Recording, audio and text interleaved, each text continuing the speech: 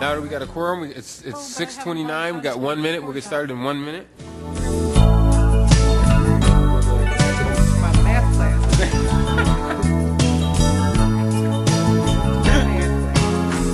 Now we got Mary. We will begin with the act of reverence and pledge allegiance to the flag, led by, let's do our student representative. Are you going to be inducted into the National Honor Society? And our National Honor Society representative on Monday, Sophie. I pledge allegiance to the flag of the United States of America and to the republic for which it stands, one nation, under God, indivisible, with liberty and justice for all. Thank you. We have 3 sets of minutes that members received in their packets. October 24th, November 1st, and November 6th. I'll entertain a motion to approve those minutes. Decided all those meetings. It's been moved. Is there a second? Second. Second. It's been properly moved and seconded. All those in favor of those minutes, please say aye. Aye. Aye. The ayes have it. Thank you. We don't have any student recognition this month. We do have some speakers addressing an agenda item. Each speaker will have 3 minutes. I will call up. We have 1 speaker addressing an agenda item. Being that we only have 2 on the other list, I'll call them so they won't have to wait through the rest of the meeting. First speaker is Judith Davis here. Miss Davis here. Miss Davis, if you can come forward and just say your name and your affiliation, and she's going to be speaking on the Code of Ethics.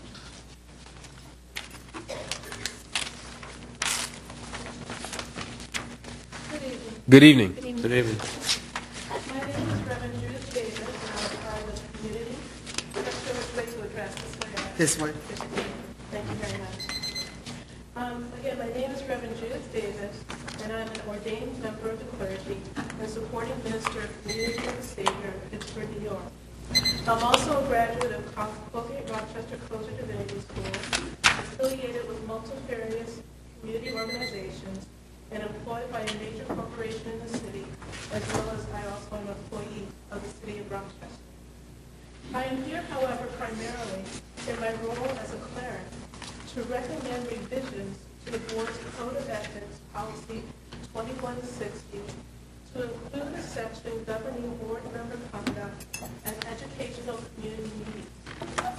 I joined a community study group on public education, meeting at the Flying Squirrel, in an effort to learn how the church can become a vital resource in helping to increase student achievement at all levels. While attending a study session, a gentleman suddenly entered the room. I had no idea who he was, but he engulfed all present with expletive after expletive and threat after threat. Confused and scared, I listened to the tirade in the hopes of interjecting some words that might calm the gentleman down, when I realized a woman was standing in the doorway.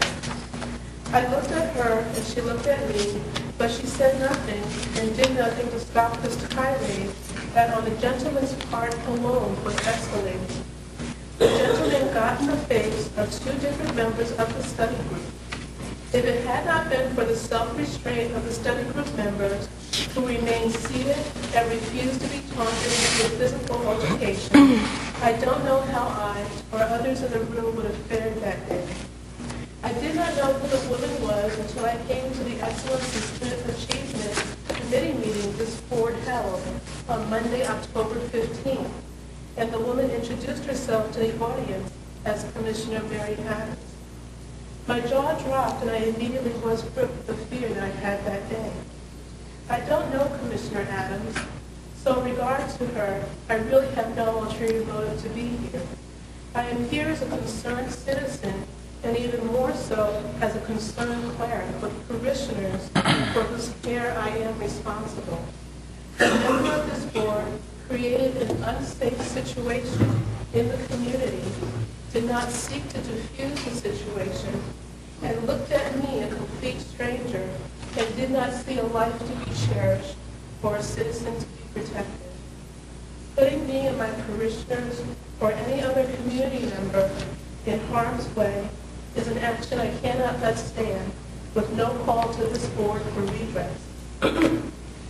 By inserting language comparable to sections 5300.20 G and H of the district's Code of Conduct into Policy 2160, which would effectively call board members to lead by example, not only at board meetings but in the community as well, this board will have taken a step towards assuring the community that such behavior is not in accord with current board policies, is not condoned by this board, and will not be tolerated by this board.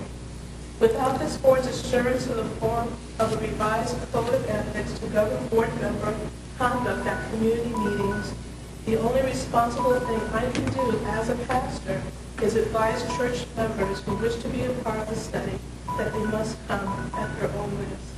Thank you. Thank you. Thank you very much, Ms. Davis. Shannon O'Brien. Shannon O'Brien here? And then Ms. O'Brien will be followed by Gabby LaHoda. These are not on agenda items, but for the purposes of, so that way you guys don't have to wait through the entire meeting, I'm calling you up now, and they're speaking on School 30. Ms. O'Brien. No. Our schools face many challenges. Most student-related challenges fall into three categories. 1, improving student achievement in core academic subjects. 2, preparing students for 21st century life skills. And 3, creating a friendly learning environment where students and staff feel safe and engaged. The Leader in Me is a school-wide transformational process that is being implemented in schools in the United States, Canada, around the world, and in the Rochester City School District at School 30. Its unique approach is showing promising outcomes related to all three challenges. School 30 is the only school in the Rochester City School District that is currently involved in the Leader in Me process. We have begun the second year of a 3-year process.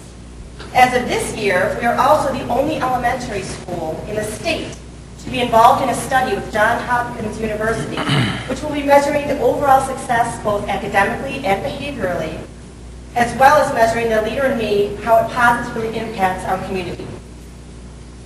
The Leader in Me has impacted the school culture at School 30 and has resulted in increased student confidence and engagement, establishment of common language, more teacher engagement, and reduced discipline problems. Last year, from September to the beginning of November, we had 307 disciplinary referrals. As opposed to this year, so far, we've had only 54 disciplinary referrals. We expect that the remainder of this year will include enhanced parent involvement and satisfaction, as well as better attendance. With the Leader in Me process, students and staff learn vital 21st century skills and are given the opportunity to apply them. Such basic skills as effectively working in teams, communicating, taking initiative, setting goals, resolving conflicts, and dealing with diversity are skills that overlap the 7 habits.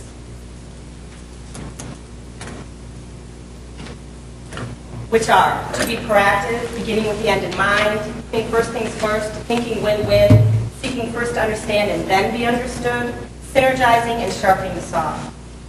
I've only shared a small impact that this process has had on our students and staff at School 30 so far. And we would love to invite the board members to come to School 30 for our Read and Lead Assembly on December 19th to show all of the amazing leaders that we have at School 30 who have been working very hard to reach a goal of reading 20,000 books so that we'll be able to read Mr. Words to the Roof. We'd love to have you come and see how School 30 has changed and how we're progressing so far.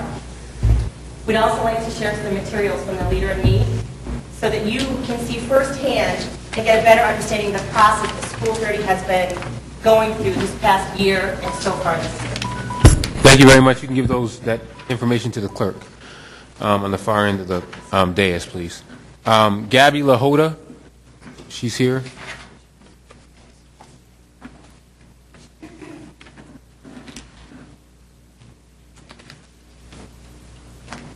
Hi everyone, I'm Gabby LaHoda.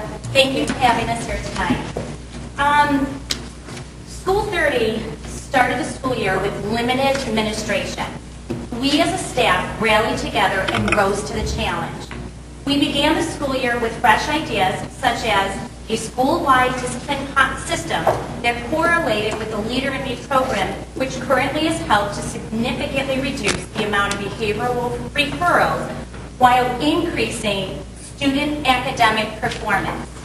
Academically, we relied on self-motivation, teamwork, our ELA and math coaches, as well as the extra support given to us by the network team. we were able to roll out the Common Core standards, modules, and lessons effectively. With the support from each other, many additional administrative decisions were agreed upon and successfully executed. With the staff, students, and parents united, the school year began with more success than in past years, as exhibited by the overwhelming turnout for this year's open house. While the staff's positive energy was productively running School 30, we were fortunate enough to have Mr. Works join our school. He brought with him much experience and expertise that helped his previous schools succeed academically. Mr. Wirtz, along with his infectious energy, was welcomed by us with open arms. He encouraged us to continue all the initiatives that were in place while adding support, effective communication, and backing where needed. He has set his expectations high for us and encouraged us to obtain them. By blending his initiatives with ours, School 30 is currently on course for rapid academic and behavior improvement and achievement. Understanding the needs of our students and all that is needed by them to be successful community leaders in the 21st century, many teachers began extracurricular activities and programs this year. They include track and field, soccer, basketball, cheerleading, chess club, after-school tutoring with the help from Cameron Youth Ministries, and drama club.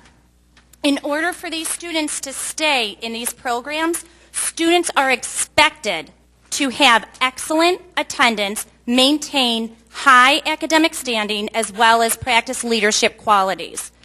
These programs are all run by teachers who volunteer their time. To promote high academic performance, one major reading initiative that we have begun is reading Mr. Wirtz to the roof. The entire school community has to read 20,000 books by December 19th.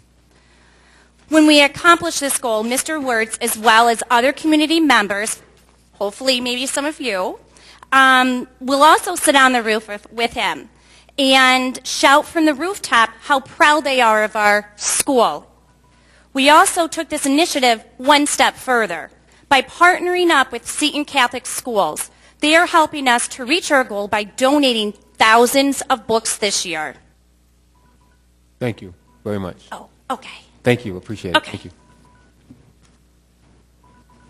We will now move to the superintendent's report. Superintendent, do you have a report? If you could join me, I will have a PowerPoint presentation.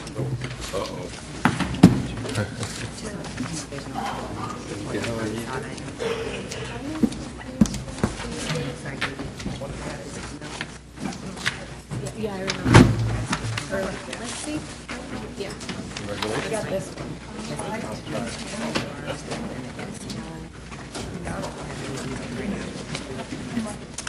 Perfect.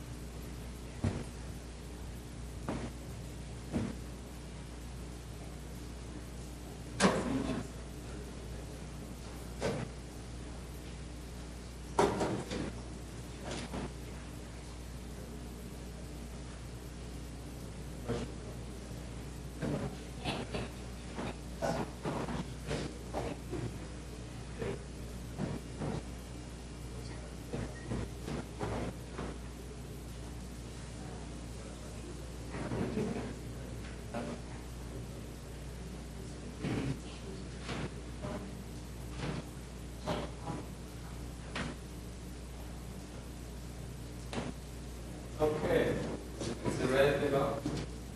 Well, I don't need to tell you that we face a lot of challenges here, and I need the board, we need to focus our work around this challenge. I can tell you that every day, part of the thing that people are awake is sort of the distraction that we have around the work that needs to be done. So, but every day I do my best to make sure that we stay focused. Our challenge, we can meet it. This district will be a great district. There's no question about it. We've got great students, we've got great staff, and we've got great programs. So there's a lot of opportunity. So, and we have to talk about our challenge. We cannot ignore our challenge. And we have to talk constantly. We have to talk weekly. We have to talk daily. We have to talk every hour. And our work has to be focused around our challenge. And I will ask the President, the Vice President, and this board to help us focus our work, because it cannot be done unless we do that. We cannot be distracted. We cannot be, cannot lose sight of the challenge and the opportunity that we basically, that's the theme of this evening that I'd like to present to this board. I've been saying since I started here that we have to measure student achievement congruent with how all the district, the state, and this nation is measuring student achievement. Attendance is a driver for achievement, so that's what I put there. And we are tracking that daily. I know that in the press you heard that we haven't, that we cannot even tell who is here and who is not. That is not the case. That used to be the case, but today I could report to you that we have that under control. You have a dashboard that you could track attendance daily. I could go on my dashboard right now and tell you which teacher didn't take attendance, which student was not. That's what we mean by focus. And I urge you to open your dashboard daily, just like we check the dashboard in our car to make sure that we have gas. It's even more important. District-wide graduation rate, that you know, you're very clear about that. The GPA, you're going to see it. That's something that we can track every 10 weeks. Commissioner Campus has told me something that is very important about SMART goal. But you cannot just set goal and then ignore it. So that's something since day one when I came here. And I have tried to bring focus to the administration around SMART goal to make sure that we track this constantly. You will see our GPA for the first 10 weeks, school by school, program by program. And if our goal is to get our student ready for college and career, GPA is a metric that is widely accepted as an indication whether they are on track. PSAT, our students look at PSAT in October. When we get that result in December, you will see. And when you will begin to see, at least with the GPA, the PSAT, and your attendance, those are actionable items. You don't have to wait a year, 4 years, or 3 years from now. When you look at the New York State assessment, they also actionable, but they are from year to year. And we have to have an action plan. So we can just look at the data independently of our action, and the plan is something that shouldn't be just a plan. That is something that you're constantly monitoring and adjusting as needed. So as you can see, attendance, as I mentioned to you, you have a PowerPoint, you can see this. This is the secondary school. In red are 30% or less. In the Northeast, we only have one school, Old City High, that is 65% attendance rate. We are beginning to work with them and targeting those schools that have less than 90%. As you can see, Northeast College Prep has an 83% attendance rate, and it's something that we constantly monitor, and that's what we mean by action. That's something that we can When we have a conversation with the principal, with the parents, and the student, we can talk about. As you can see, many of our school in the green, doing okay. The yellow is like your traffic light, right? And you will see that in your dashboard as well. The red is something that we immediately need to pay attention to it. The green, it's not that we're pleased, we always could do better, but it gives us a sense that we are doing okay. And the yellow, just like the yellow light, it's a warning that you must take action. So when you see your dashboard, you will see those 3 problems that you can monitor as you go.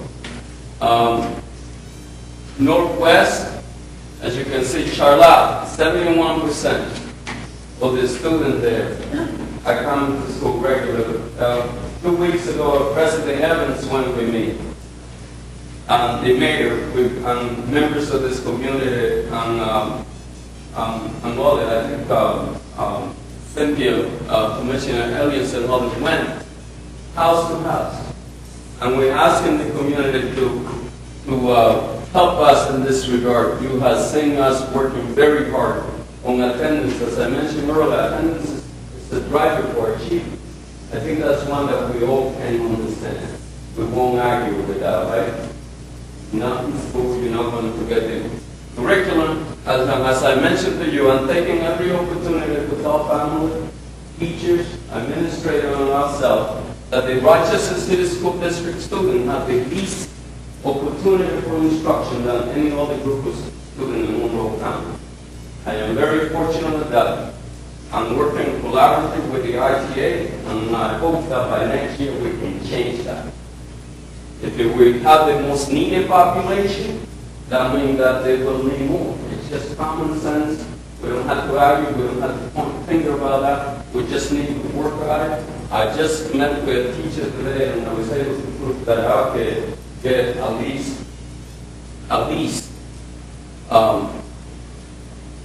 30 days less on instruction than around it. So we were talking about the achievement gap. So you know, on the courses, our kids are reading less, getting less instruction, less time in school.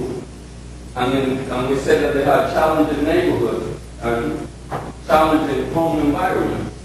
It just doesn't make sense. So we're working very hard, and that's why we have made extended learning, expanding the school day and opportunity for kids a priority in this district.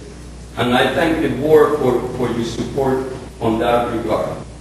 Again, the red, two schools that we are working on, as well as the one on the yellow. And here is the only son that doesn't have a yellow, red school. That means that all of them are 80% or better. The green are 90 or better. And again, the yellow, when you look at your dashboard, it's a warning. But the East, for example, this school, which is one of the priority schools, is making some progress on. They were at one point at 79% about 3 years ago. And although the data wasn't reliable by all accounts, when I talked to this guy, because you can just look at the dashboard, visiting the school and talking to principal and teacher and parents, give you valuable information as well. And the graduation rate, all of us are familiar. If you can skip that for now.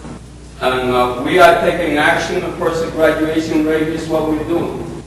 We are right now working very hard to get kids ready for the January's exam. We have a significant number of them, and in every meeting that I have with my staff, this is what we talk about. As far as the GPA, I want you to take a look at this information and ask yourself some questions about some of our schools. You can see the one on the top these are the average GPA for the entire school. So you can see, and we are having conversation with the school community about how can we improve this. Once again, there's a correlation between the school that are your priority school and the school that I know, and your GPA. So when you triangulate this data, it has some good validity to it, if you will. This is our SAT. As I mentioned to you, I'm going to be submitting to you some information on the PSAT, and we had to change that. Our average, as you can see, is significantly below the national and the state average. And the good news is that for 211 to 212, the first year in here that your critical reading at least didn't decline. The same thing for math, it went up by 2 points. Our question that we're asking our principals to focus their work, because we do know, this is what I've been saying to our teacher and our staff, when you score, it says that below the national and state average, our student cannot take advantage of average opportunity. That doesn't mean that all our students are doing equal at school. We have many students that are doing much better than that. But as a district, we need to improve that. Next, please. And this is the gender analysis you haven't. You have heard all the discussion about particularly the African American male. When you look at the African American male in Rochester, the graduation rate, as defined by the state of New York, is 43%. I know that some of you heard about that it was 9%, but that was a different definition. But that definition includes that only takes into account the African American male that graduated with a region diploma. Now, New York State is the region diploma is endorsed by the state. The local diploma is designed by you, by the board. And when the study was done by the chapter report, they only took into account the diploma that is recognized by the state, in this case the region. So when you compare Rochester to Detroit, it's two different definitions. In Detroit, all diplomas are recognized by the state because they don't have this two-tier system that we, by the way, this coming year and last year is the first time that all students in the general education population have to have a region diploma. So when we talk about that situation, we need to put it in the context of New York State. I'm not defending that 43% as defined by New York State is an acceptable number, but it is not as bad as Detroit. Actually, when you look at it from a different perspective and definition, we are doing twice as better as Detroit, although it was reported that we were doing twice as worse. Again, it's a definition thing in terms of terminology and context. It's very difficult to explain, but it's something that at least for us we need to be mindful. On this side, as I mentioned to you, you got a report about all the priority school. This is the school that you just heard about School 30. And we are working very diligent, particularly with this school here. Our hope is that we can, all our schools be here at the state average. And this side, again, the data by our group of students where they are level by level. And this is for the math result. Again, math, by the total population, the general and the special ed, as you can see, the special ed population continues to be an area of serious concern. And then our action, as I mentioned to you, we are targeting, we are taking action as we examine this data, and we are doing it in timely. Next, please. But thank you. If you don't have any questions, we're ready to go back. All right. Well, I think the question. Thank you. Thank you. I did it in 14 minutes, I was told, Mr. President. It was 12 minutes. I'm 12 minutes. You're more generous than Mr. Lopez. At time, how much board members and the superintendent speak? Trouble. Thank you.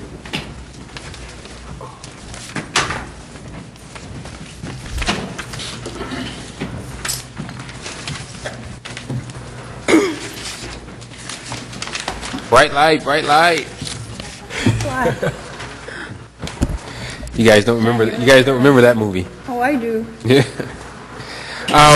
Thank you, Mr. Superintendent, for this very enlightening report. I only just have one observation. I don't know if my colleagues, I leaned over to Commissioner Adams and said, I don't know if she noticed this, but it's very interesting. The highest GPA in the district right now is not School of the Arts, it's not Wilson, it's the Rochester International Academy. And those are students that, many of them, English is not their first language. They come from, many of them have gone to Trojan School. They come from war-torn countries. Some of them have seen their entire families murdered or slaughtered. But they're coming here and they're outperforming students who have been in this country their entire lives. I'm not looking for any comment on that. I just think that that's interesting, and it's something that we should explore as to why.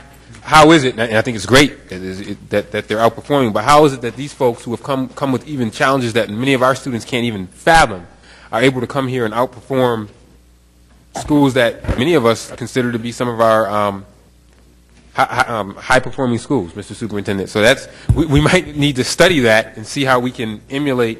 Maybe we should have some of these students speak to some of our other students to talk about how they're doing it. I mean, that's an excellent observation, Mr. President. That's why we say that this data is timely, because I've been there, and they have some of the most challenging populations. So the moral of the story, if you could do it there, you could do it anywhere. Right. But also the practice that you see there, I was there last winter, and it was snowing like crazy. And on Saturday, I go in, and the community, they were doing reading, they were doing language art, and just the group of kids were doing dancing as well. Good. With the principal. And the entire school community was engaged and focused on getting the kid through, and it was a powerful thing to observe. So there's a lot of positive thing about the district, and that's the highlight that you have. If somebody's out there working on their PhD, they should do I would love to read a dissertation. I can tell you, so I can respond to that now. Go ahead. But let me just first make this statement. In addition to what you're saying, there's been studies that show that African students have exceeded even Asian students on the various tests and what have you. So African students, in fact, outperform Asian students. You don't hear a lot about that, but that's what has been noted. But, we still have, even though they've got the issues in those countries with, violence and what have you, they still were not torn apart by racism or slavery to the point, and have to still be in a country where, there is a predominant race and supposedly a subordinate race. You still have those psychological issues that you have to address that still have not been addressed. We've come a long way, but there's still issues from slavery that have to be addressed that other people have not. Slavery in many other countries was not as severe or as severe, for lack of a better term, than in other countries. And so when you have the kind of remnants of slavery, and as you study slavery books, when you have, for example, black women being torn apart and their stomachs cut, and other slaves have to watch that kind of stuff, that fear gets passed down from generation to generation. When you read the book, The Making of a Slave, those are the kind of psychological issues that have been passed down generationally that we still have to overcome. And other countries have not had to deal with that kind of racism. And this nation is built on race. And I would argue that somewhere down the line, although they're here and they're making money, somewhere down the line they will have some issues with race. And I've seen that in the Ethiopian community already with that whole taxi cab issue, if you recall, with the city of Rochester. So they have experienced some racism, but they haven't had in their growing up a lot of the issues and a lot of the kind of safety mechanisms that parents have tried to instill in their children to guard them against racism. So that's been the difference. Commissioner White. Yeah, just on that point, although I have some other questions, I did want to address that issue. I think there may be some historical explanations behind this, but I think we may be overcomplicating things. As if I recall, many of these students, international students, were struggling a few years ago because we had them throughout the district. And then Jean-Claude Brizard, if someone correct me if I'm wrong, put all those students or concentrated them in with Dr. Aronson, I believe, in that school. Isn't that right? Somebody correct me if I'm wrong. No, the school started last year and was designed to go. Actually, the school started last year and was designed to go for 1 year. That means that we were going to exit all our students. They made a request to me to keep those schools because the research is very clear that you can just do 1 year. So that was the original design, and I decided to keep it for at least 3 years. Yeah, so that was my recollection, that a decision was made, because these students were dispersed throughout the district, Right. and they weren't getting the support that they needed. And a decision was made, I thought it was a couple of years ago, and Dr. Aronson, is she still there? No, No, it's she's not, right? Because the school wasn't immediately successful, she was forced to be removed, right? okay. Because the rules that govern, Oh, right, the 50% rule. yeah, and notwithstanding staff. that she accepted this enormous challenge and that guaranteed to be a potential career breaker, So the simply new by- principal, I can't remember who's the principal there now, Dr. Vargas. Maria Diaz. Yeah, Maria Diaz is the principal So there now. I think the lesson maybe to be learned here is that when you, and I know sometimes it may be deemed to be politically incorrect, and we have this conversation over our special ed populations and so forth, but if you can get sort of a building of energy around and centralization around services to support these students, I think what we're seeing in the long term, it can have an effect. I think some people say, you don't want to segregate populations of students, but sometimes the needs can be so severe that concentrating resources behind students can make a difference. I don't necessarily think it's because they're smarter or they're more disciplined. I just think we've gotten behind their needs, and we're, with laser-like focus, we're providing the services that they need. And I think if this district did that more consistently, we'd see more of this. Yeah, I think whatever it is, it needs to be replicated. I mean, I think we're at a point now where, as Dr. Vargas laid out, we know what the challenges are, and whatever it may be, whatever issues may be, we need to replicate whatever they're doing at that school, because their GPA is, and that's what matters in terms of life. Your GPA, graduation rate, SAT scores, all those things matter. And if we can replicate that across the district, I think we'll see some great movement. Well, you have to look at the data. I mean, what the research shows, and what I'm reporting to you is what the research is showing. Now, given that research, if we want to add services around that, but understand that racism is a serious issue that we're still having to overcome. Just look at what's happening with what happened in the Obama race. So we still have to deal with those issues if we want to ensure that we have a population that is prepared for the 21st century workforce. From an African American perspective, and then from from an African perspective, in this case specifically. So, I mean, we can put those needs around, but we also have to put the other needs to address the issues. But then we better address those racism needs too, because we need these numbers up across the board, as far as I'm concerned. Commissioner Cruz. I just, as a comment, I was at a school, they were holding a celebration, and one of the things that they really spent some time in is using culture as a way of entering the academic world for a lot of these children. So there's a lesson learned.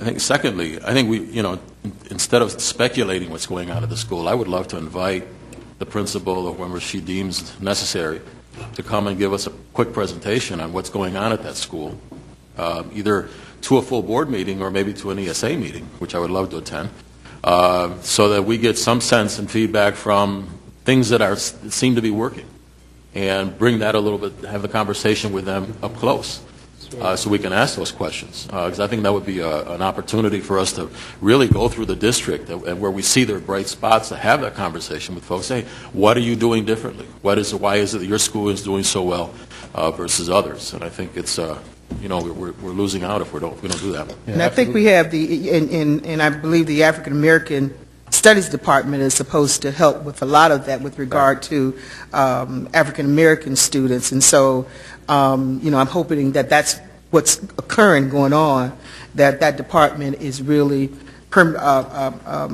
ensuring that schools are addressing the needs of African American students. Absolutely, and I just want to say this is very instructive. I hope that we can get this once a quarter, Dr. Vargas. This is because this really keeps us up to date on, and I know it's on our dashboard daily, but to see this once a quarter, at a board meeting, to your point, I think it really focuses us. And I think the other thing it does too is that it lets schools know that the board is looking at this and encouraging them to step their game up in terms of what they can do to make sure that they're going to rise to the occasion and do well. And I think that if we stay on top of this, we can have some success. Commissioner White. Yeah, on another related point, following up on what Commissioner Cruz said and what you just said, Mr. President, and not only does it help us keep our eye on the prize, but I also suggest, and I suggested to the superintendent through our staff that, and I would suggest to the board, that what we ought to do is use this data to hold up those schools that do well and reward them and recognize them as a board. You know, the superintendent is blessed to have, and he has the burden of having the regular contact with staff. And I know Dr. Vargas regularly gives kudos, and his staff gives support to those folks that are making gains. But one of the things I suggested today, because a few weeks ago, you know, Dr. Vargas gave me the names of 2 schools that had done really well. School Without Walls and number 7 school had really made appreciable gains.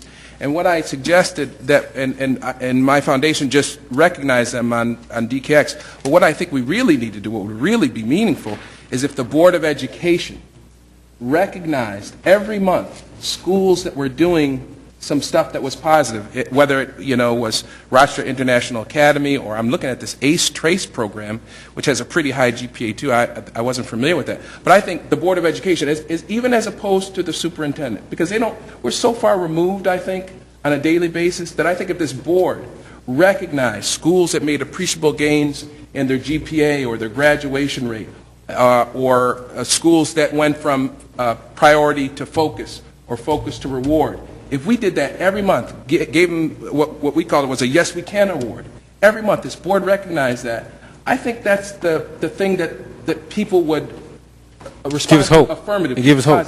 Give us hope. Give us hope. Give us hope. That's what these folks need. And these folks need examples that it can happen.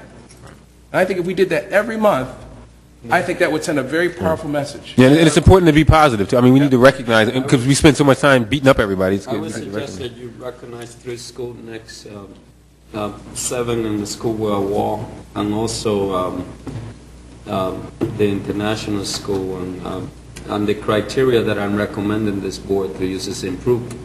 As you can see, School 23, for example, is there, but in that, you know, we want to create a culture that we're about improvement. Continuous improvement, right. So on those basic, and also that I challenge, and I concur with you, the challenge that the international school face, a lot of the children, interesting enough, most of our refugees now are coming from Africa and South East Asia. And I met many kids there from Somalia who I go, a lesson that we can learn, and they have faced an incredible amount of adversity, and I think as an urban district, it gives us hope, like you are saying. So it is my hope that I would put that humble suggestion, but the criteria would be that continuous improvement. Absolutely, and I think that we can start that next month. I think so. You got 3, and we can assist, or your staff could absolutely make the invitation, whichever way you would like that to Thank happen. you. Mr. President. Let me go to Commissioner Powell and then back to Commissioner Elliott, and then Commissioner Adams. Commissioner Powell?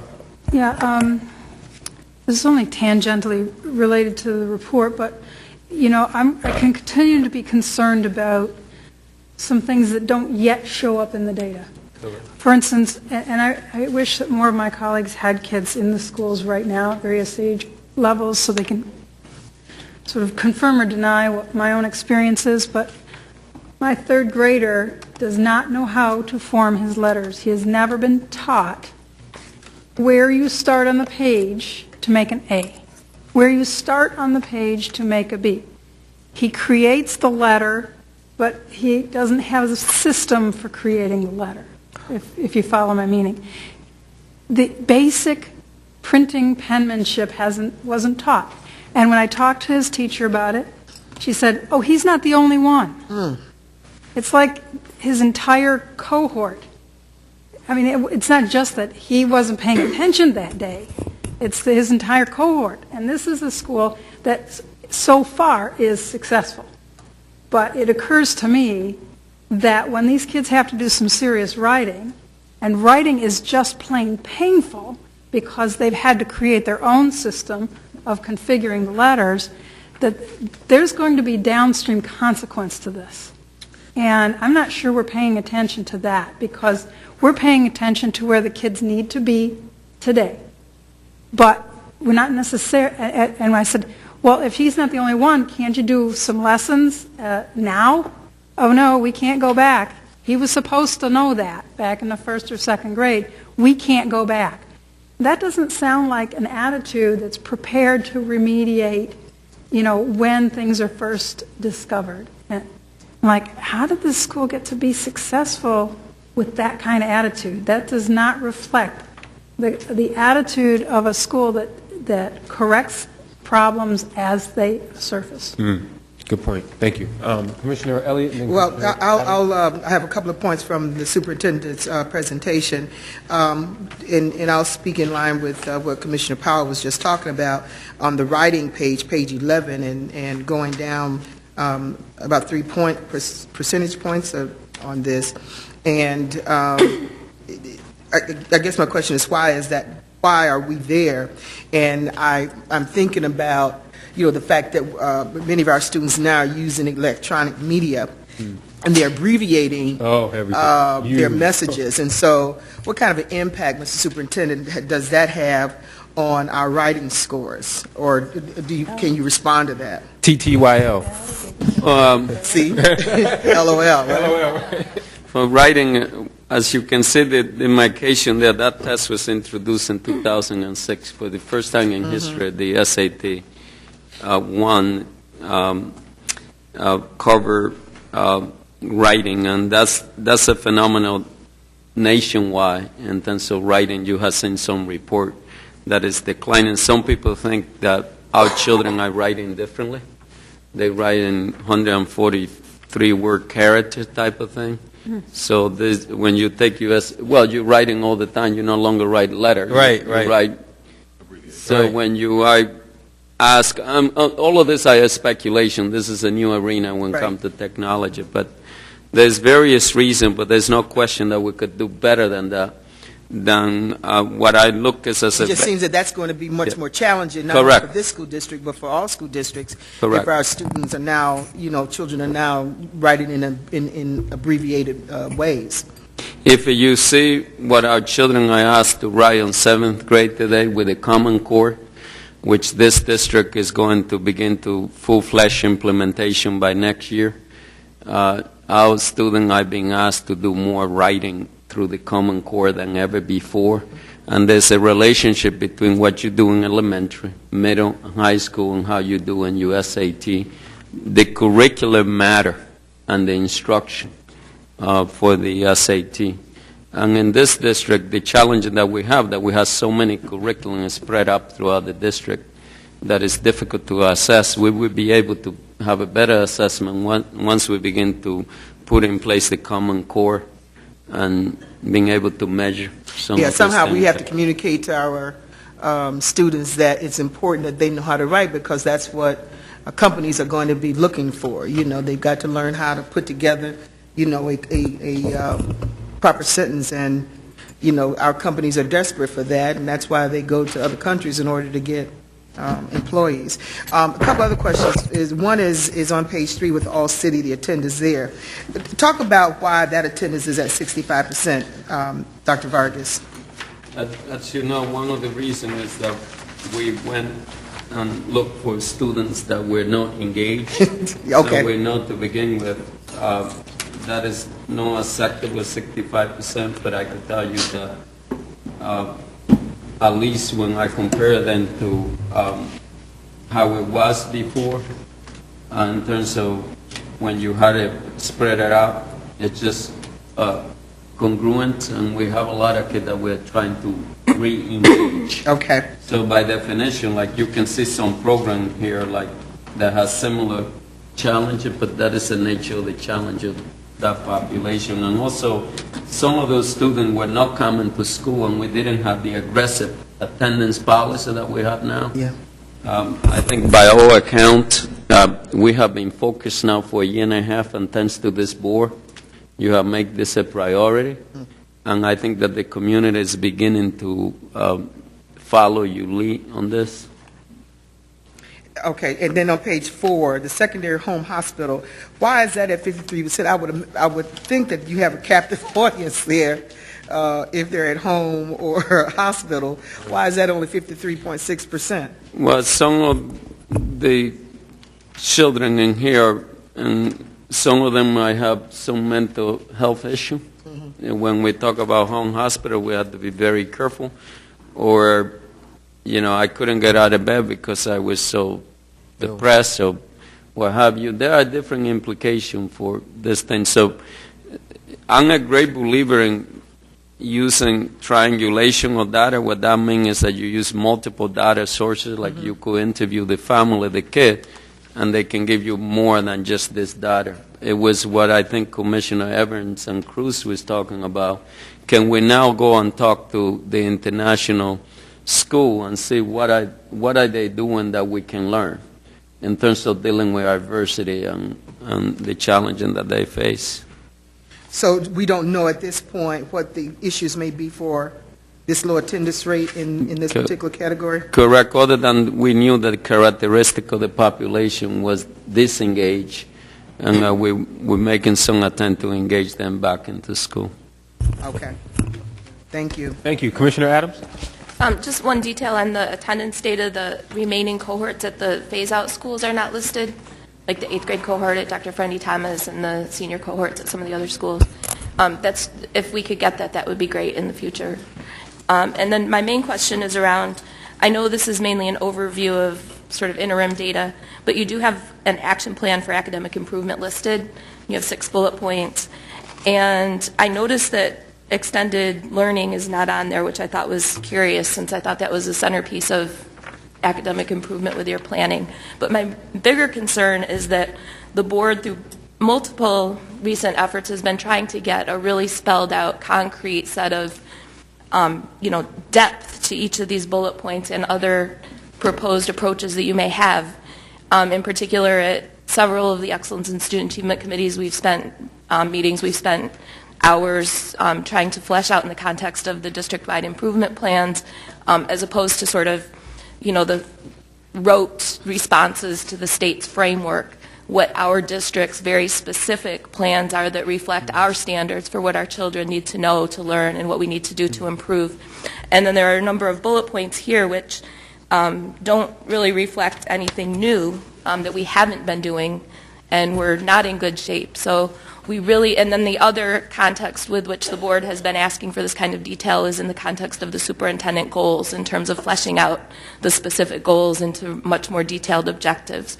So this is just another request for, an urgent provision to the board of very specific plans and programs, and demonstrating how it will be different from what we've done in the past. Thank you. I just said first the superintendent goal. You received an email from us, at least through your staff, saying that we had to have an understanding of the baseline so that we move from common understanding. This is an attempt to begin to create that. So you cannot establish goal benchmark unless you have a commissioner of campus will tell you. And she's specialized in a SMART goal. And part of creating a SMART goal is looking at data trend. Now, we do have a problem here because we having, different rules are changing. Like in 2014, you're going to have different data set, which is something that I need to talk to the board. As I mentioned to you earlier, once the definition change, you benchmark might not be as accurate as they need to be. Okay, let me move on and wrap this up with... Real quick, just a clarification, because a couple of months ago is when you submitted the goals, right? Yeah, right.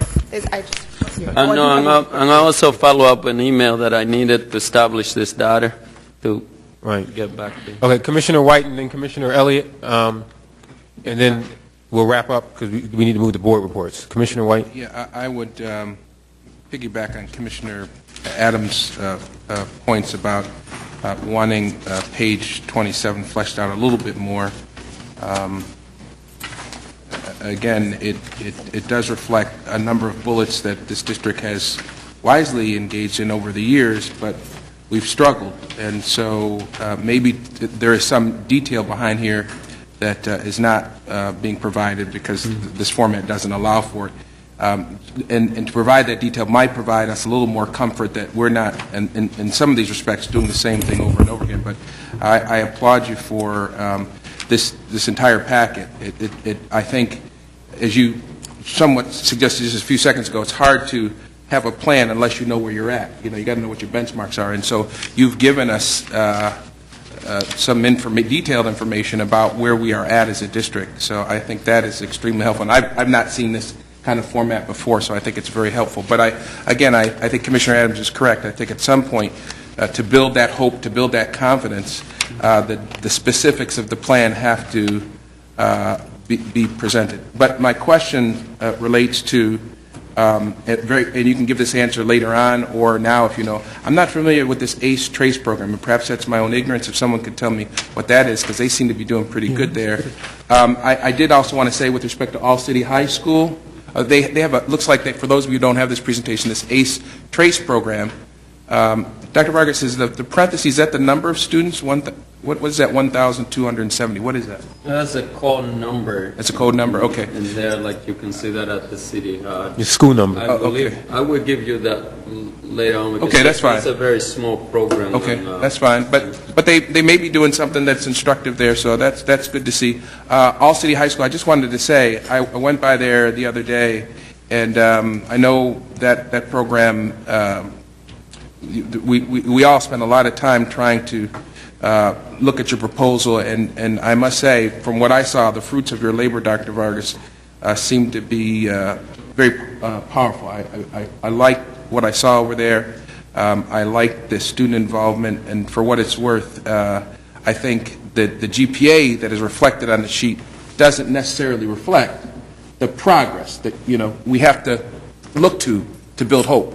I mean, you can't just look at a GPA and say 1.6 and say, that's not success, because that might have been 1.1, right? So I wanted to applaud your administration for that. And then I had a question, one final question, Mr. President, which was why Commissioner Elliott asked about, we talked about math reading scores, writing scores, and that's a new measure for the state. It only came in 2006. But overall, writing, math, and reading, the scores seem to be on a steady decline. And obviously this goes way back, long before you got here, Dr. Vargas, in terms of being a superintendent. Very briefly, can you account for that? Why are all those things going in the wrong direction? I think the district, when I look at all the district, we lost focus in terms of our curriculum. The curriculum became more autonomous, was given to the school, and I think that what you say, Commissioner White, and the attempt in the part of the federal government and now the state is they probably will use this type of data, why we need a common core, to make sure that, as you can see in this data, you see schools that are doing extraordinarily well. In there you have the IB curriculum, you have some schools that offer the AP curriculum, and the research is very clear that curriculum matter. And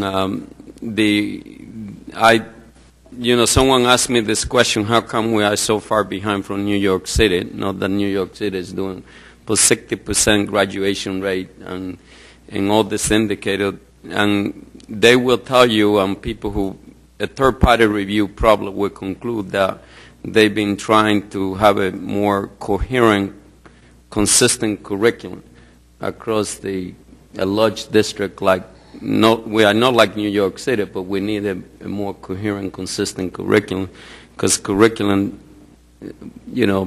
inform instruction and your assessment, and it help you a lot. So I think the curriculum in this regard might have contributed to where we are. Thank you. Last word, Commissioner Elliott. Yeah, let me. I got a pet peeve here that I want to put on the table, and can we stop comparing our schools to schools that are already worse? You know, we say that a lot here. Well, we're better than so-and-so, and they may be, you know, have a 10% graduation rate. Come, let's not do that. My vision is that every child in this district will graduate 100%. So that's the goal that we should be looking at, and not these places where they're failing too, because, you know, 50% graduation rate is poor. That means that 50% is not graduated. Let's use, and I hear that throughout the district, you know, well, we're better, we're not doing as bad as this place.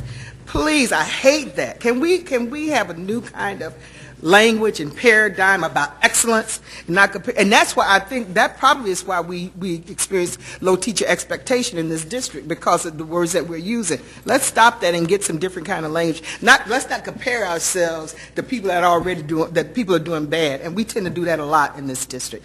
That's my pet peeve. That's my soapbox for today. We take it. Yeah. But on page 6, it is anticipated under the graduation rate for the 2009 cohort that the graduation rate is will be 38%. Can you? We do nothing. Yeah, that's if we do nothing, and we are taking some serious action to make sure we improve that number. Okay, so that's I don't see where that says that here, unless I didn't read this well. Maybe you should have put a statement in here that says that if we do nothing. Right, yeah, I agree. Okay. The point well taken. Thank you. Can I just get clarification on what you mean by if we do nothing? I mean, we are... All things being equal. Like if we're stopped today and we didn't provide support to students, so work with the principal and their teacher and their families and the student themselves. So last year we were in similar situation. Before you joined this board, one of the things that we were fortunate enough to get on the area colleges, they serve us great deal of credit because they send us a lot of volunteer and support to help us get ready for what is called the gatekeeper. And this information is basic on kids having met the Regents exams that are required to graduate. So we're putting a lot of emphasis on that, and also in classes that they need to pass in order for them to complete graduation. So there's 2 areas that we're working with students. One is where they are behind credits, because we need to help them in their area, and then the other area is around the Regents exams.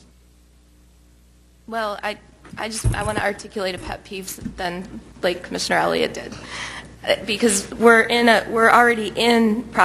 educational institution, and if we were able to bring in extra help from area colleges and universities last year at this time because we realized that students were not likely to do well on tests, we should already be in process for that. This should be a continuous You're doing that right now. set of measures to address issues and problems. It shouldn't be like segmented, we're in trouble. I mean, our district is in trouble, definitely. So any measures for improvement should be established and continuing. There shouldn't be this if we do nothing and all of a sudden, as like a segmented period of time during the year, we start some different set of interventions.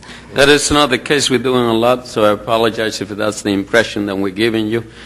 I think President Evans, Commissioner Powell will tell you that this whole notion of actionable data to be brought to the board is what I want, this dynamic conversation, so that and we will do better. This is the first time that we are presenting time and action. Normally the data that you normally get here is a year or 2 years later.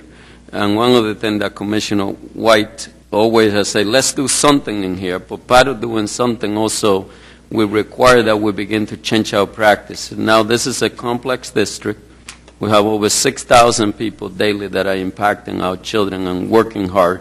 But they will tell you, many of them, that is not necessarily us being proactive in the past is something that we need to read.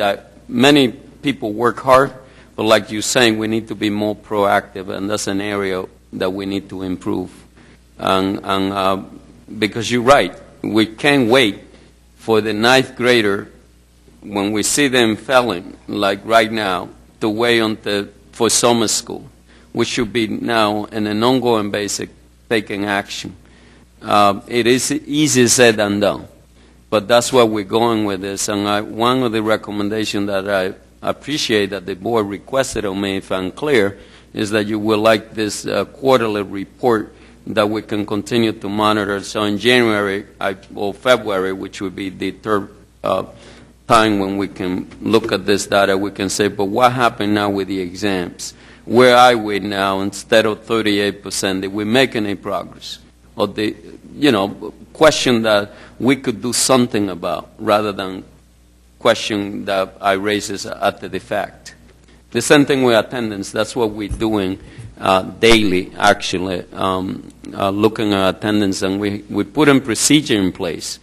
For the first time, you've seen the criticism. Some people still don't believe us that we are taking attendance. The reality is that we are. And I humbly suggest that we focus on few things, because we had to have fewer priority. We had too many, in terms of to focus on everything. Like when everything is a priority, nothing is a priority. So and I myself need to discipline myself around that. That's what I said earlier in my open remark. Okay, last word, Commissioner White. Yeah, actually, I think this is actually very good language to use, and although I could see how people might interpret it the wrong way, but essentially what the administration is doing, and actually the prior administration did it too, and so did the prior administration, just not as, I think, as efficiently as perhaps Dr. Vargas's team has, which is to say, okay, listen, if we were to do absolutely nothing today, right, how many of our kids would graduate? And basically what you're doing is you're understanding what your baseline is. 38% of our kids could graduate today because they have all their Regents exams. Right. And don't get me wrong, he clearly has not said this, but what that allows you to do is to effectively allocate your resources towards the problem. Right? And I'm not saying we would ignore those three. We're going to celebrate them, absolutely. But that allows you to focus with laser-like efficiency on the nature of the problem. We, as we have in years past, we absolutely expect that more than 38% of our kids will graduate. But we have to understand what point we're at. And that point is our kids that have passed all 5 Regents exams. Now we've got to begin to focus on those that aren't there yet. And there is a concerted effort, as I understand it, to get those kids across the finish line. Before, this administration, the central office, had no clue who was even near the finish line. And kids had passed, kids had graduated. And you know what the real bad thing about this is? Sometimes I believe those kids that are 38%, they still continue to get the attention and focus. Right? That's another danger of not knowing what what your baseline is. So I think this is actually a very good move, and I think it's about time this district started methodically looking at what the problem is and directing its resources with laser-like accuracy towards those who need the help. Thank you. The other thing, thank you, Commissioner White. President Evan, if I might, I just want to make a clarification that this estimate, and we are projecting, and also I want to give ourselves a warning, and that is that we did try to clean up the books to take care of this attendance issue. And that could have an impact that you might see a higher dropout rate. So because there's a lot of technicality in here.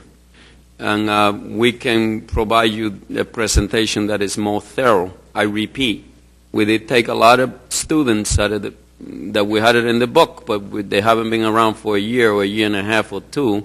And, we told the commissioner and everybody knows that we were not supposed to do this, but now we are doing business differently, and that we may have an adverse impact in your dropout rate, which is a technical thing in here, and that we need to recognize. Just like I would tell you, it doesn't mean that your graduation rate is going down. It is going down, but it also, when you put it in context, it's a different game, because now every student is required in the general education population to have a Regent diploma. So it's totally different than when the Board of Education could sit down and say, well, let me design a local diploma for our students. So you don't have that choice anymore. I do have, the superintendent brought up a point. I'm sorry. Okay, really last point. But will the state, because you're now cleaning up those records, the attendance records, and meaning that we had students on the books that had not been in attendance, will the state penalize us for any funding because we did not report correctly the correct attendance? Will the state penalize us for that? I don't think they will. I think that we've been very honest in communication with them. I mean, this I know necessarily. Actually, all the district, my understanding that they were effort, that we were looking for the students, and there's a lot of gray area here too that is not as clear cut. But I just added that as a complexity, because Vicky Ramos will tell you that she spent months, making sure that we had that our placement data was accurate. But our hope is that they won't. That is not something that was intentionally done, and it's not something like, as a practice. That also some of this thing, part of this practice is go back to this attendance problem that we've been criticizing, and that is that we had a default to presence. Right. So it's quite possible that, we thought some of the kids were here for some time and they were not. Okay, thank you. Thank you, everyone. Thank you, Mr. Superintendent. This is a very good report. I look forward to getting this quarterly, and I think what I'll do next time is we'll have a separate meeting just for this report, because there's such great information in here to digest, and it's great. And I would also encourage board members to keep track of your dashboard. If you don't have that, you can talk to the clerk, and you actually can look at attendance every day at the various schools that we have. Now we'll move on to the rest of the reports, and we'll start with the student rep. Do you have a report, student rep? You go ahead. Good evening. How's everyone doing? Good. Good. Student Leadership Congress met yesterday. At our meeting, we had representatives from food services and transportation, including Mr. Underwood, come to inform students about nutritional values in food and buses and stuff like that, but also to answer student questions and give them insight onto some issues that are going on with different things in their schools. And we've also discussed having student representation at a meeting that the district will have with RTS, community organizations, and the city regarding bus systems and stuff like that, to get student input and make sure that it's as safe as possible and that everyone is getting along and having peace among students and bus drivers. We also discussed on the 29th, Student Leadership Congress was asked to be on CityWise, which is WWXI.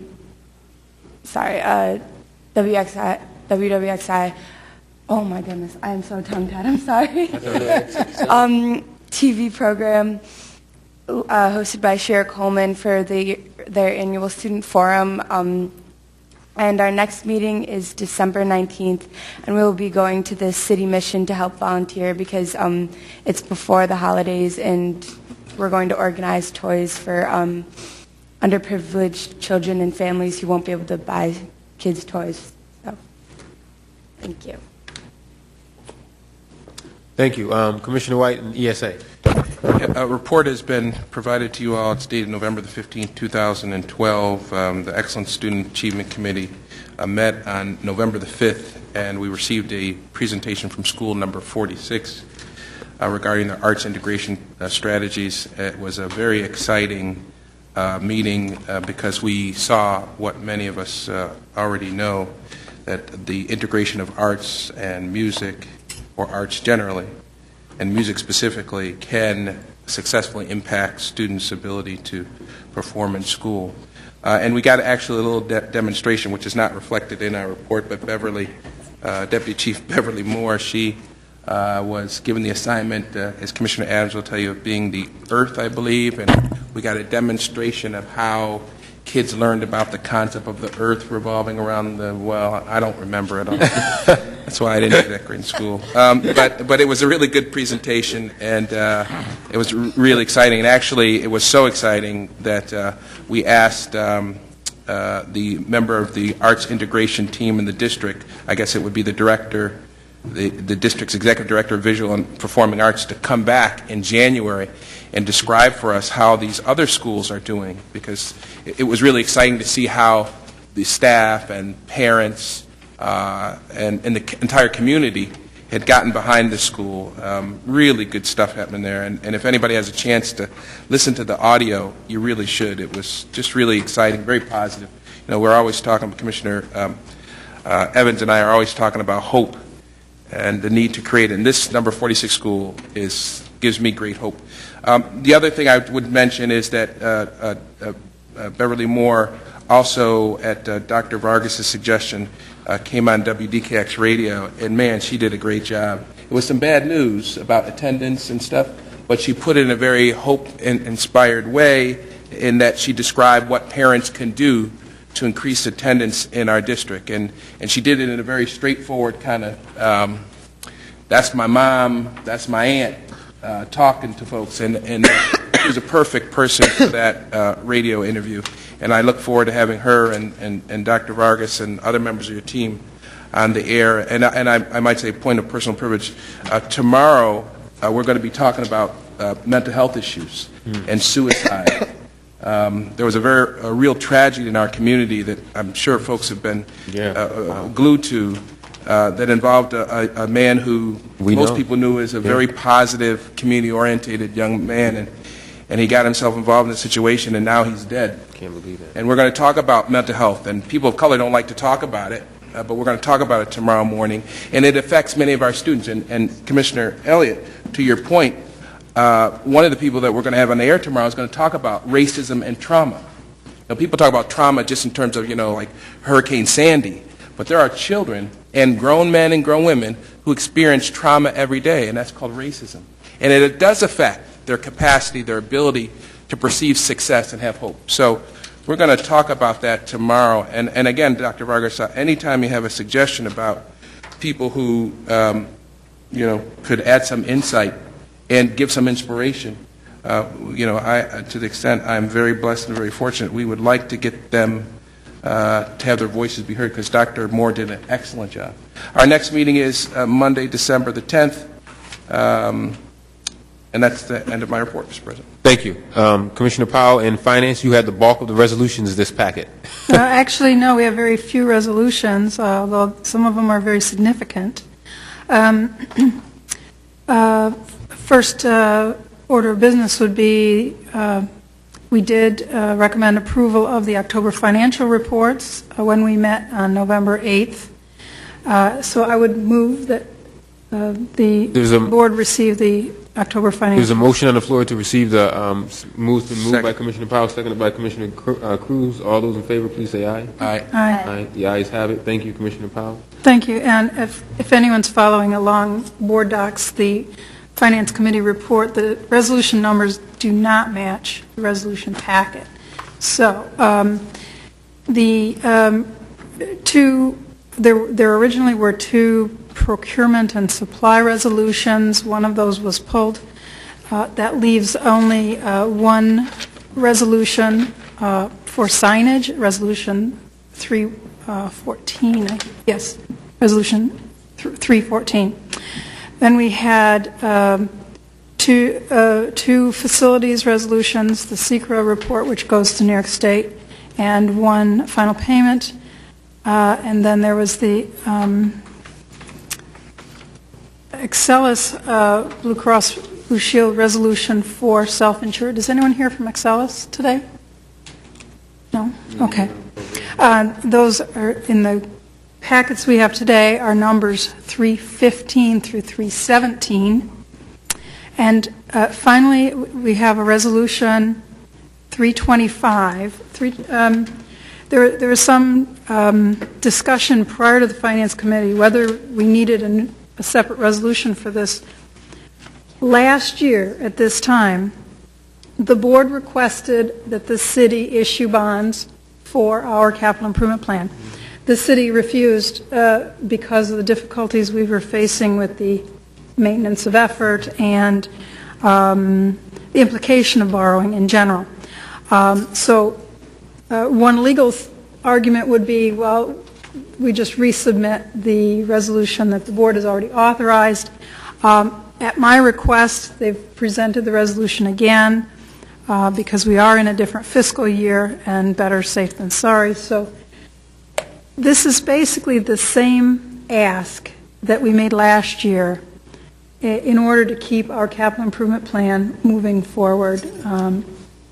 This is the run-of-the-mill, everyday, patch the roof, fix the sidewalks kind of maintenance, separate and apart from our facilities modernization plan. So there's really only those 5 resolutions. However, they are significant in dollar value. And they are different numbers from what were presented in the Finance Committee. That's resolutions 314 through 317, and the bonding request is resolution 325. Our next our next Finance Committee is December 11th at 5:30 p.m. And if I could elaborate on a question and answer earlier today from a finance perspective. The question was asked about, will attendance change our aid from the state?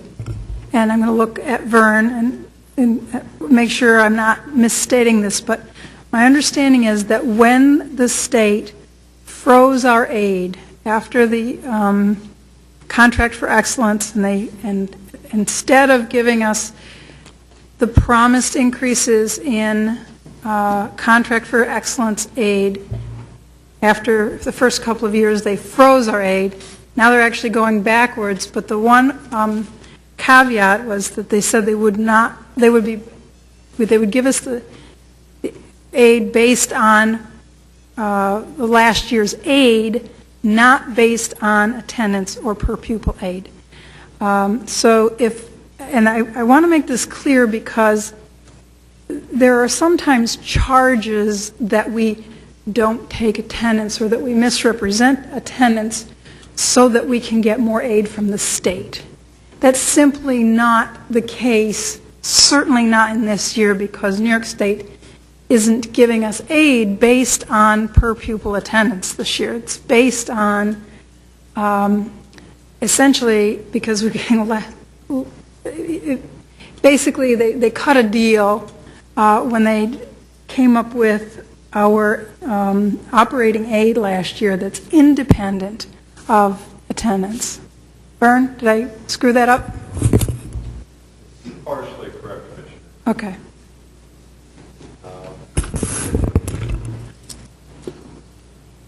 The state moved away from aid based on attendance. The last year attendance mattered for state aid was 1998-99.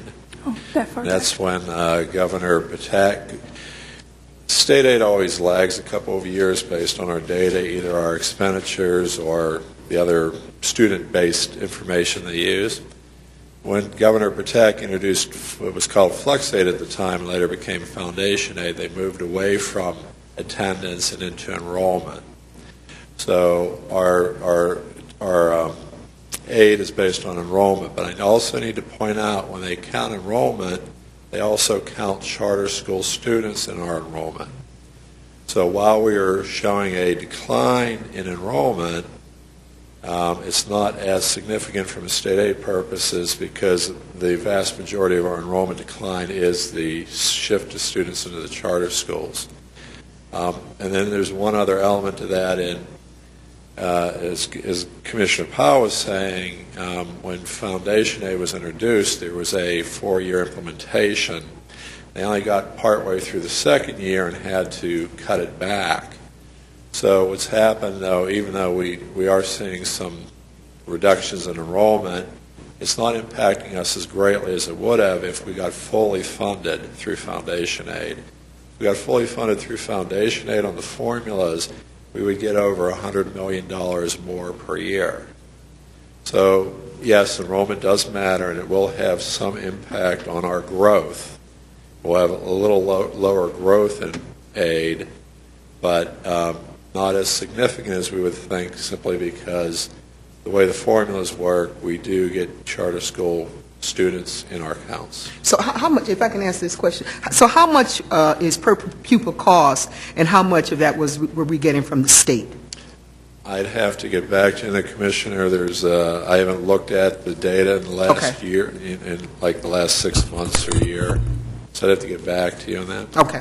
The only thing I would have to add, the state aid formula is 36 page, and there's no one in New York State that I know of that told me that they understand that There was one guy, he 36 retired. page. One guy retired. So it's very complicated, but at the end of the day, what we need to, as Mr. Evans, there's one guy, and that is no burn. But I would tell you these things that enrollment matter because that's how you allocate resources and all the action that we take. So by no means I want this to be a single factor discussion. So this is something that the district is doing well.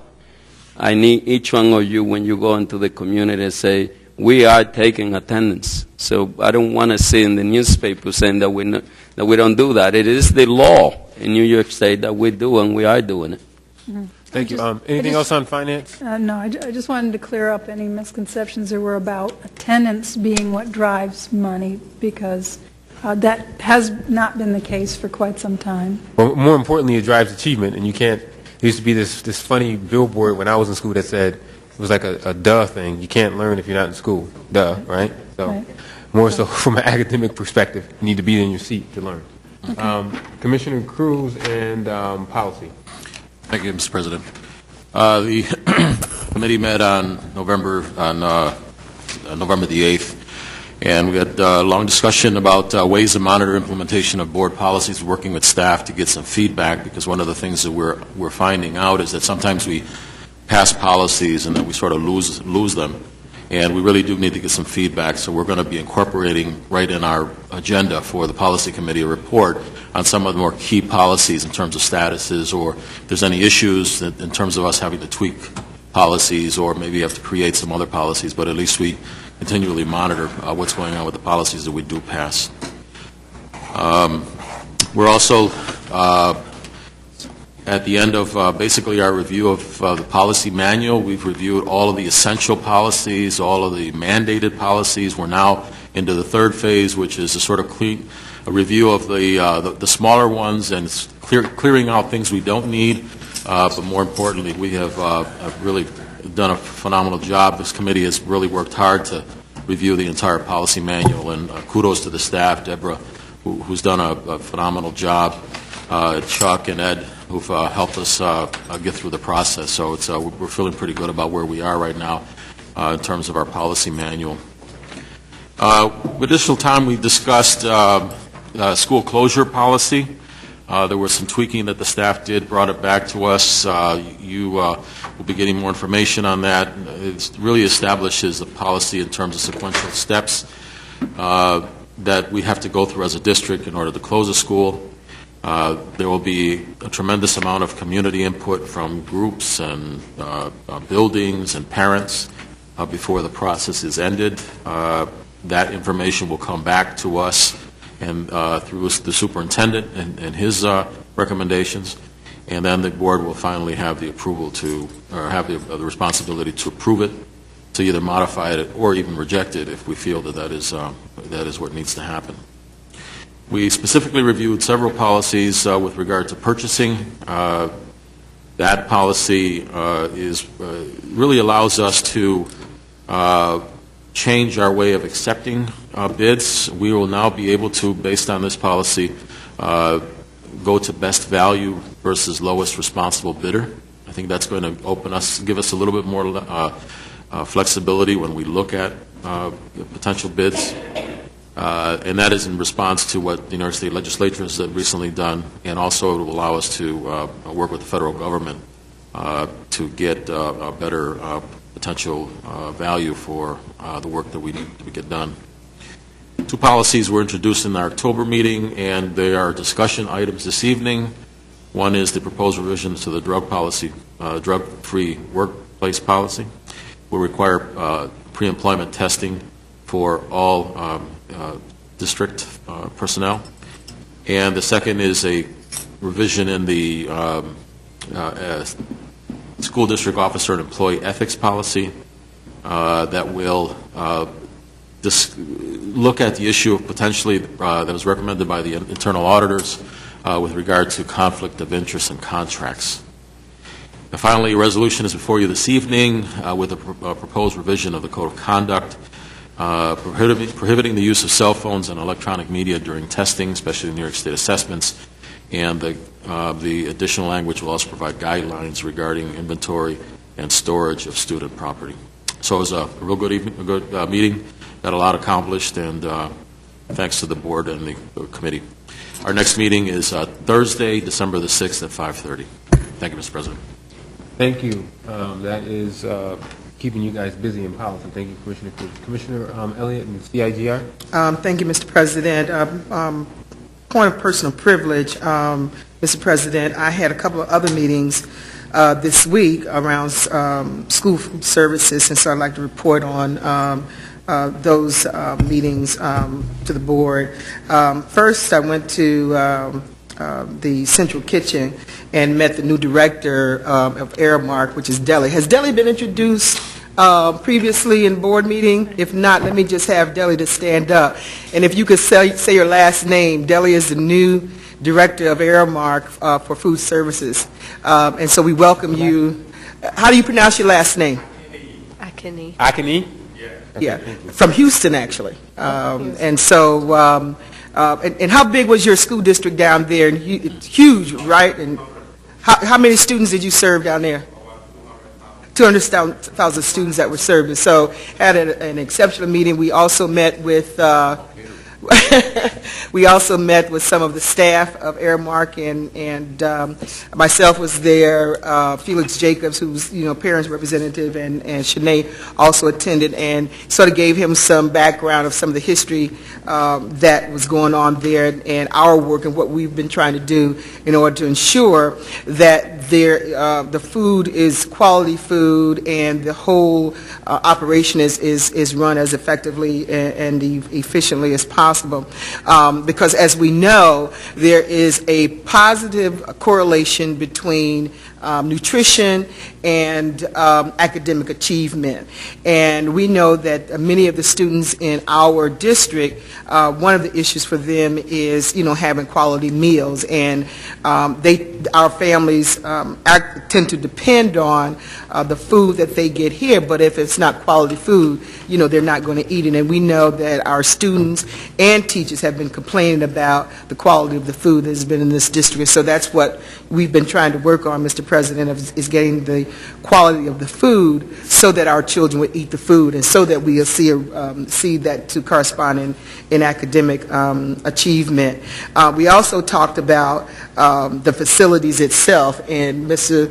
President, Mr. Superintendent, how we need to reconfigure that whole facility over there. And in some estimations, talk about $15 million in order to reconfigure it. So I want to be able to have those conversations in the future about how we can reconfigure that place. I would also like to say, though, from the dais, is that over the 5 years that we've been dealing with this issue, I have actually seen improvement in that district. I haven't seen, from the first day I went over there where I saw all of this food, this waste that was all over the floors in there. There was really little waste that I saw didn't see any waste on the floors, actually, of food, but there are now red containers over there that contain the waste, and the waste was very minimal compared to the number of meals that we serve on a daily basis. In some conversations that we had, we also talked about, some of the disconnect that happens between the central kitchen and in the schools, and how the food comes prepared from central kitchen, but when it gets to the preparation point in the schools, it's different.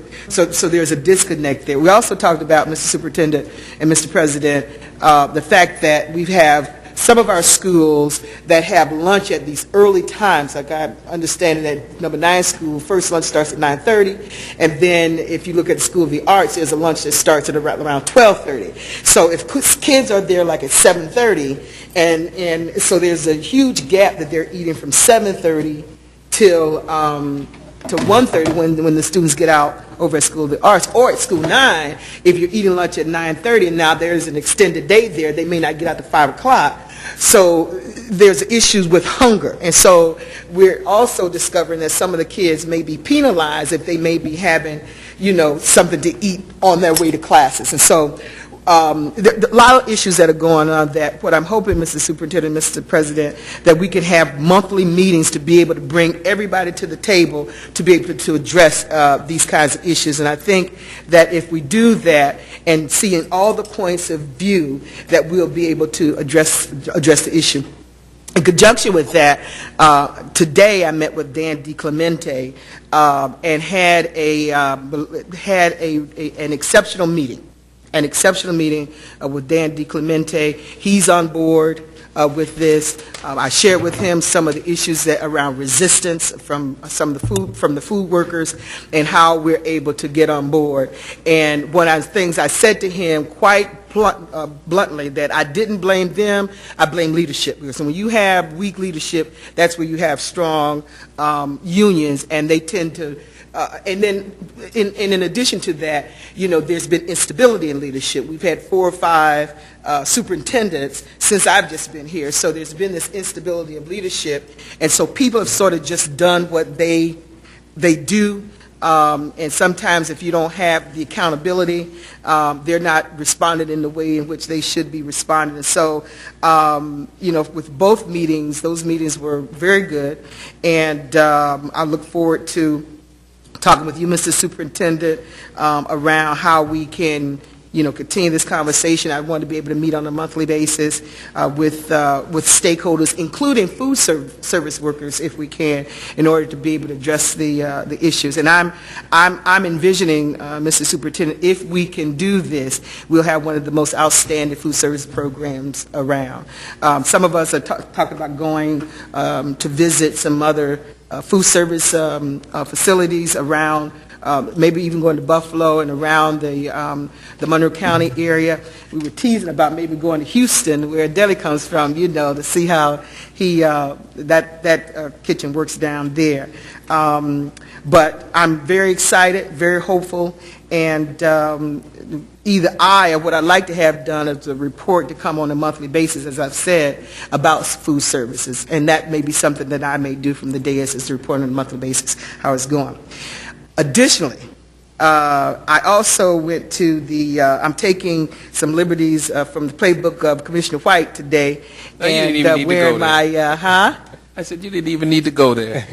Leave me alone. And wearing this shirt, and he doesn't have one on today. Oh, but this is from proudly wear this from the Career Pathways to Public Safety. I visited the program that's housed, the program between the City of Rochester and the Rochester City School District.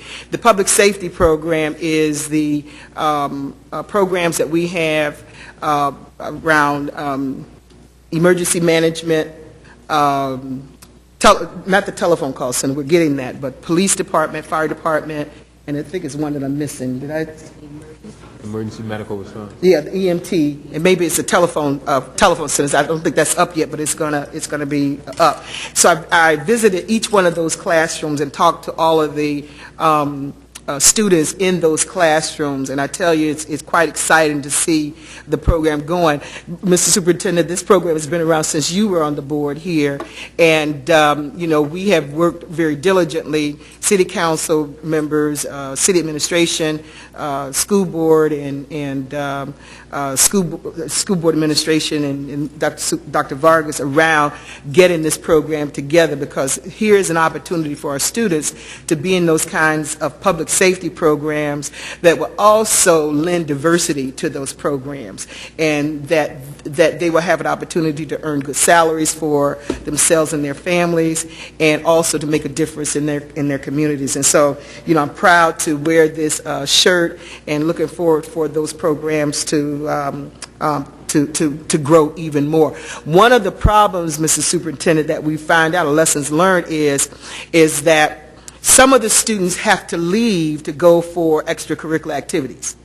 So they may have to go for football practice or some kind of after-school activity, so they have to leave. So we have to look at how do we make sure that those students are getting the hours that they need in order to complete the program. So that's being considered, but that's something that we have found out, that they tend to have to leave to go to these extracurricular activities. And so, but it's an excellent program. The Rochester, it was a good decision to have the program housed at the Rochester Education Opportunity Center. It's a great facility down there. If you haven't visited that facility, please take an opportunity to go. It's a great facility. And it also, I think, Mr. President, Mr. Superintendent, lends a level of maturity. There's a level of maturity there within that environment that our students can pick up from, and so it was just an absolute great program. And Commissioner Elliott, I thought what you were taking out of my playbook was talking too much. Oh no! The shirt. You know, I'm not dressed. I don't usually dress like this, but I wanted to. That is in my playbook. I guilty. No, a page from your playbook. A page from your playbook. So. So just a page, you know. You're the one that usually wear these things. So, but I'm proud to wear it on behalf of this program, and I think they're doing a good job in that program. The kids are very excited about the program. They did have some other things to say, like they want to get some in the firefighters department, the firefighters program. They want to get some physical experience. As in addition to the classroom experience, Mr. Superintendent. So I told him that we'll, look at how we can get all that done. But these are great lessons learned that, as you get in the program, you figure out, the things that need to be done, and hopefully we'll get those things accomplished for those kids. So those are the two meetings, or 3 meetings I had, but 2 different programs, with school food services and with the public safety program. However, the Community and Intergovernmental Relations Committee didn't meet this month, but we'll meet on Tuesday, December 11th. And that concludes my report. Thank you, Commissioner. Thank you. Thank you, and also thank you for your work on food service. Thank you. Commissioner Campos and the Board of Governors? We did not meet in October. Be prepared next month. We'll have a proposed timeline. Last month we approved the evaluation tool as well as the goals, the superintendent's goals. So be prepared next month. We will have a timeline in terms of the evaluation. What I'm thinking is that January is a pretty jam-packed month. So if we can have the evaluations complete by the end of January so that in February we can be able to have the formal discussion with Dr. Vargas. Also a couple of other things too. We will have our State of Our Schools presentation on Tuesday, January 29th. We are looking at, and you'll get an email to confirm attendance and see if this would work, January 26th for our senior leadership retreat for our next one. So please be prepared, and please respond back to the clerk so that we can make sure we can get a date that works for everyone for that next retreat. Also, just to dovetail, I'll thank you, Policy and Finance, for sending in your goals. That's fantastic. As well, just wanted to dovetail into what Commissioner Elliott was talking about. We had our Wellness Committee meeting, and one of the things that we've been monitoring is the vending because of the changes based on the policy, and sales are down 50 to 80%. And they attribute that to a high percentage of Gatorade. So it's really interesting because we have over 40% obese or overweight kids, and when we see 50 to 80% decrease in terms of sales, it just shows the correlation. So one of the things that we're going to be doing is meeting with the vendors and seeing what are they putting in the machines and what are they doing so that we can at least provide something for our students and hopefully be able to enlighten them a little bit, because not only does it go into student achievement, it's their health. So those are just a couple of things that we're keeping tabs on, as well as if we're not in compliance, there's actually federal regulations, we could get severely fined. A very small school district, I think it was in Illinois, got fined $50,000, and it was a smaller district. So if it's being a larger district, we will get fined significantly more. So it's important that we follow these types of things for the federal reasons and for these types of issues. I have one other point to make with my report. I just got today, and President Evans, you were copied in on it, so you got them too. We got the letters, and I'll say this for Adeli's School 43. School 43. I got letters that I saw today talking about the same issue, that the quality of food has not changed, and so I'll get those to you. And I'm going to go back over there. Maybe you want to go back over there with me. We'll schedule that to go back over there, because we went there, Felix and I and Leslie at the time went over there to discuss the quality of food with a 6th grade class over there. And this is the class that sent those letters to First Lady Michelle Obama. And she did respond. But they've said to me, I just got the letters today, that the quality of the food has not changed. So, all right. Thank you. That concludes my report. Thank you. Commissioner Adams and Audit. Okay, Audit, we received the draft comprehensive annual financial report, also known as the CAFR, for board review and comment. The draft CAFR was sent to each board member and is also available in board docs. All questions and/or comments should be forwarded to the Auditor General by Tuesday, November 27th, please. The next Audit Committee meeting is scheduled for December 4th at 6 p.m. The entire board is invited and encouraged to attend. We will be meeting with Freed Maxick and the external auditor to review the results of the financial audit for the year ended June 30th, 2012. That concludes my report. Thank you. And that's December 4th, right? Audit? December 4th at 6 p.m. Thank you. The whole board is invited and encouraged to attend. Thank you. Is our parent rep here? Yep. Yes, she is. All right. I have our parent rep report, please. This is like the first time I think everyone in the audience has been staff. Raise your hand if you work for the city school district. Wow. All right. Wow. So the only non-city school district staff person we have here right now is Miss. It's right there at the podium. Okay. Good evening, Commissioners. We're getting along so well, so nobody has to show up. That's what it is. It's boring now. You know, we could change that, Cynthia, if you want. No.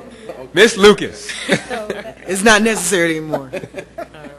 Okay, well, I know you all are well aware, but for parents who might be watching on TV, the Rochester City School District Parent Advisory Council is a volunteer organization of parents. We operate in collaboration with the Office of Parent Engagement, which is led by Willie Robinson. We advise the district staff, the superintendent, and the board on policy issues that benefit all children. We actively encourage parents to participate in the city's educational system, and we advocate for the involvement of parents in all stages of policy development, implementation, and evaluation. The council is made up of 14 voting parents at the time.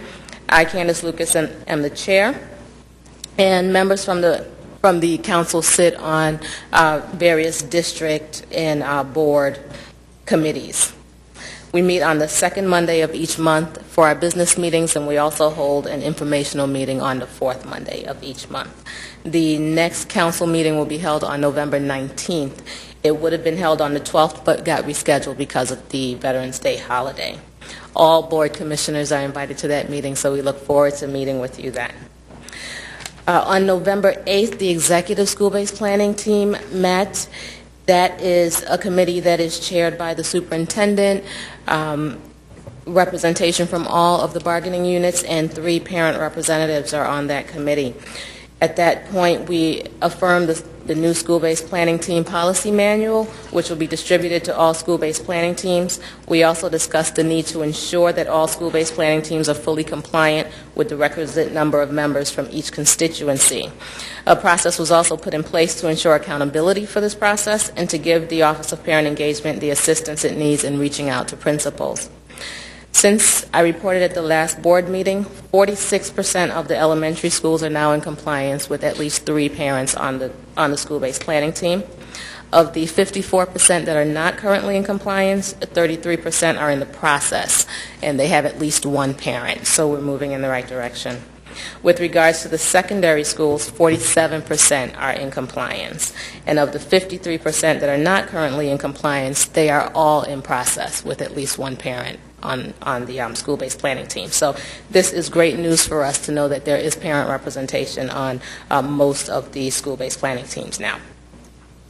The Office of Parent Engagement continues to work with the principals and the zone chiefs to ensure that the schools are in compliance, and we're going to review this at the next executive school-based planning team meeting, which will be on December 13th.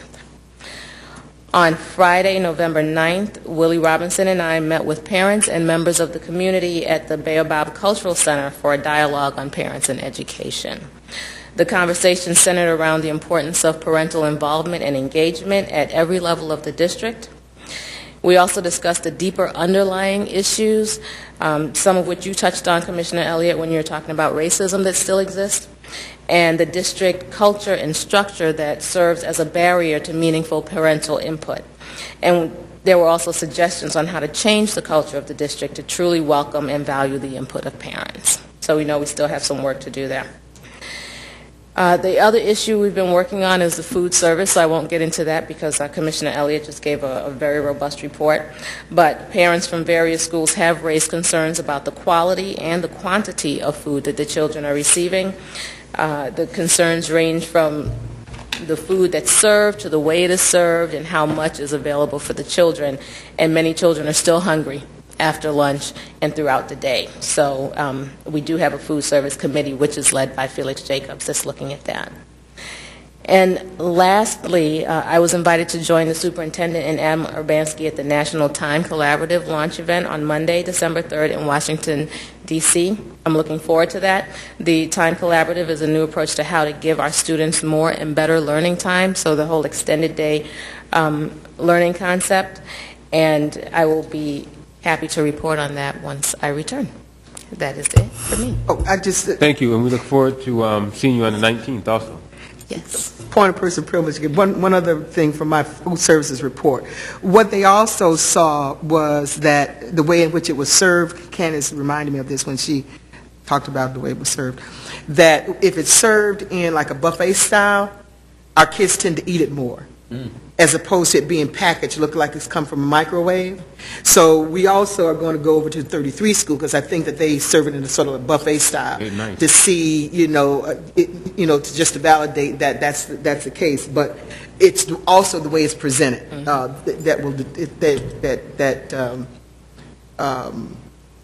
determines whether they eat it or not. So I just want to make sure I point that out. All right. Thank you. Thank you. I have a very brief report. Next month, we're going to start our Commissioner White. We're going to steal the word. Yes, we can award. We're going to start that next month with 3 schools. The clerk already sent out communication on it based upon what the superintendent, the information he gave us. So we'll start that next month. I want to thank Commissioner White and Commissioner Campos and the superintendent. We presented a workshop at the NISBA conference. Commissioner Powell also attended our workshop that we did on, what was the title of the workshop? It was on board superintendent relations. It was a very good session. The session was so good that we had in fact, we did have a full room, and the session was on a Saturday at 2:30, I think it started. It was the last session, and we had a full room, and people were raving about it afterwards. So I want to thank the 3 individuals, Mr. Superintendent, Commissioner White, Commissioner Campos, and Commissioner Powell for attending. I want to thank them for doing the workshop because they didn't volunteer. I kind of just made them do it. I'm a part of the... I like that. We all have bosses. Yeah, so I'm a part of the New York State Caucus of Black School Board members, and they gave Rochester, because Rochester hosted the NISBA conference, an opportunity to do a workshop, and I'm sure we're doing it again next year. And at the time, I had to think of names of people, and I just used their names and then told them afterwards that I volunteered them, but they were okay, and they came very prepared. And by the way, they also wrote the presentation, and I just came a little late and then just delivered what they wrote. So thank you, Commissioner Campos, and thank you, Commissioner White and the superintendent, for your work on that. I want to give a shout out to several East High students who have been working very hard with volunteers with the Winton area to beautify the East School campus. Myself and the Chief of Staff, Ms. Malgieri, we meet regularly with the Winton Village Neighborhood Association, and there were some students that planted daffodils, bulbs, chrysanthemums on the school grounds, and we're going to send them letters also on behalf of the board. So I want to thank Crystal Colon, Michael Rivera, Kevin Martinez, Tim Ellison, Damian Rutledge, Avril Moore, and Rafael Matias for working on the beautification of our school. I'm going to remind the board members of the Parent Advisory Council meeting on November 19th at 6 o'clock here in this conference room. All members are invited to attend. Dr. Vargas is going to present. I've had the opportunity to attend one of the facilities recommendation modernization meetings that the superintendent had. I attended 2 Mondays ago, and Dr. Vargas, I want to thank you for having many sessions. And there's going to be another session on Monday, November 26th, which is right here in this room for the District Advisory Council. I'm also going to schedule a board session so board members can attend a full session and get feedback from the community on the plan that is out on the web that the superintendent unveiled. And also, hopefully in January, we can schedule a work session. One of our special meetings can be dedicated exclusively to the plan, where the board members can ask questions of the superintendent and maybe the team that worked on it on some of the conversations on there, so we can keep them going. There have been a lot of, Dr. Vargas, how many sessions have you had so far? 5? About 5. And I know you, I had one last night, which was well attended. I know you have more that will be coming. And then also, the last thing I'll say is I want to remind board members that our next couple of weeks are very condensed because of the holidays. So we're meeting today because Thanksgiving is next week, and then because of the holidays in December, our meeting is December 13th. So committee meetings, I believe, are like the first week of December, and then so it's going to be a very tight time frame. So I ask for your cooperation as we pack so much into the next 3 weeks. It's going to be very busy time. That concludes my report, and we'll move to resolutions. We have a very light resolution packet today. It's defendants. It's been a long time. The bulk of these are human resources resolutions, and then the other bulk are resolutions that went through the finance committee. So we only have 32 pages of resolutions, which is very unusual. So I'll start with human capital. And by the way, we don't need to go into executive session tonight because we don't have any tenure resolutions or anybody that we need to get rid of. So that's the good news for this month. So I entertain a motion for Resolution 287 through 307, which are human capital initiatives. So moved. Been moved by Commissioner Powell. Is there a second? Second. Questions or discussions around 287 through 307 that are general in nature. If anything is related to a specific individual, we will need to go into executive session. Any questions? I want to, President Evans, to split up Resolution 294.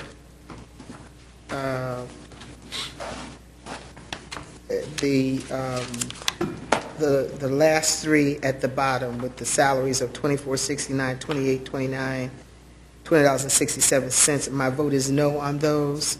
So I'd like to make a motion to amend. If there's no objection, I will make 294.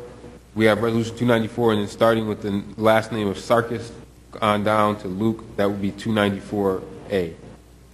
There's no objections to that. That's so ordered. Anything else on 287 through 307? Hearing none. All those in favor of 287 through 307, please say aye. Aye. Aye. Any noes? Yeah, you said 294A. Is Yep. That, is that the one? Yes, 294A, no. And 294A, no for Commissioner Elliott. Resolution 308 through 312 are additional pay resolutions for the Common Core Curriculum and the EL models. I'll entertain a motion for 308 through 312, moved by Commissioner Cruz. Is there a second? Second. Seconded by Commissioner Campos. Any questions? President Evans? Yes. On resolutions, on the Resolution 310, for example, 309, page 15, School of the Arts seems to be one of those schools that are performing well. Why is it necessary that we allocate money to them for special academic services? It would seem to me that we would allocate that money to schools that really need the support. Mr. Superintendent? Actually, well, the School of the Art is doing well. We have a subgroup of students there. If you look up growth and any other measure that could benefit, we also have regulation that some of the academic services had to be distributed throughout the district. Okay, Northwest College Preparatory is another school that is, what's their graduation rate over there? No, and I really don't want to get into this, Commissioner Elliott. I remember your question about Northeast and Northwest. Both of those two schools, painfully, I report to this board, priority school. And which this board is going to have to see some painful recommendation around what we're going to do with all our schools that are in priority school. Now, I have said that my hope is that we can use an approach that is different that I have been in the past, which is the phase-in, phase-out, because those schools were open 7 years ago. And I remember being there with you and Commissioner White when the graduation rate was reported. But we don't just measure graduation rate. We measure all the metric that could get school into trouble. And they do have some challenge around reading. For example, your 8th grade, 9th grade entering class was around 4.0 reading level. So it's part of the discussion that we had earlier on, that we are going to continue to get the fact and deal with it.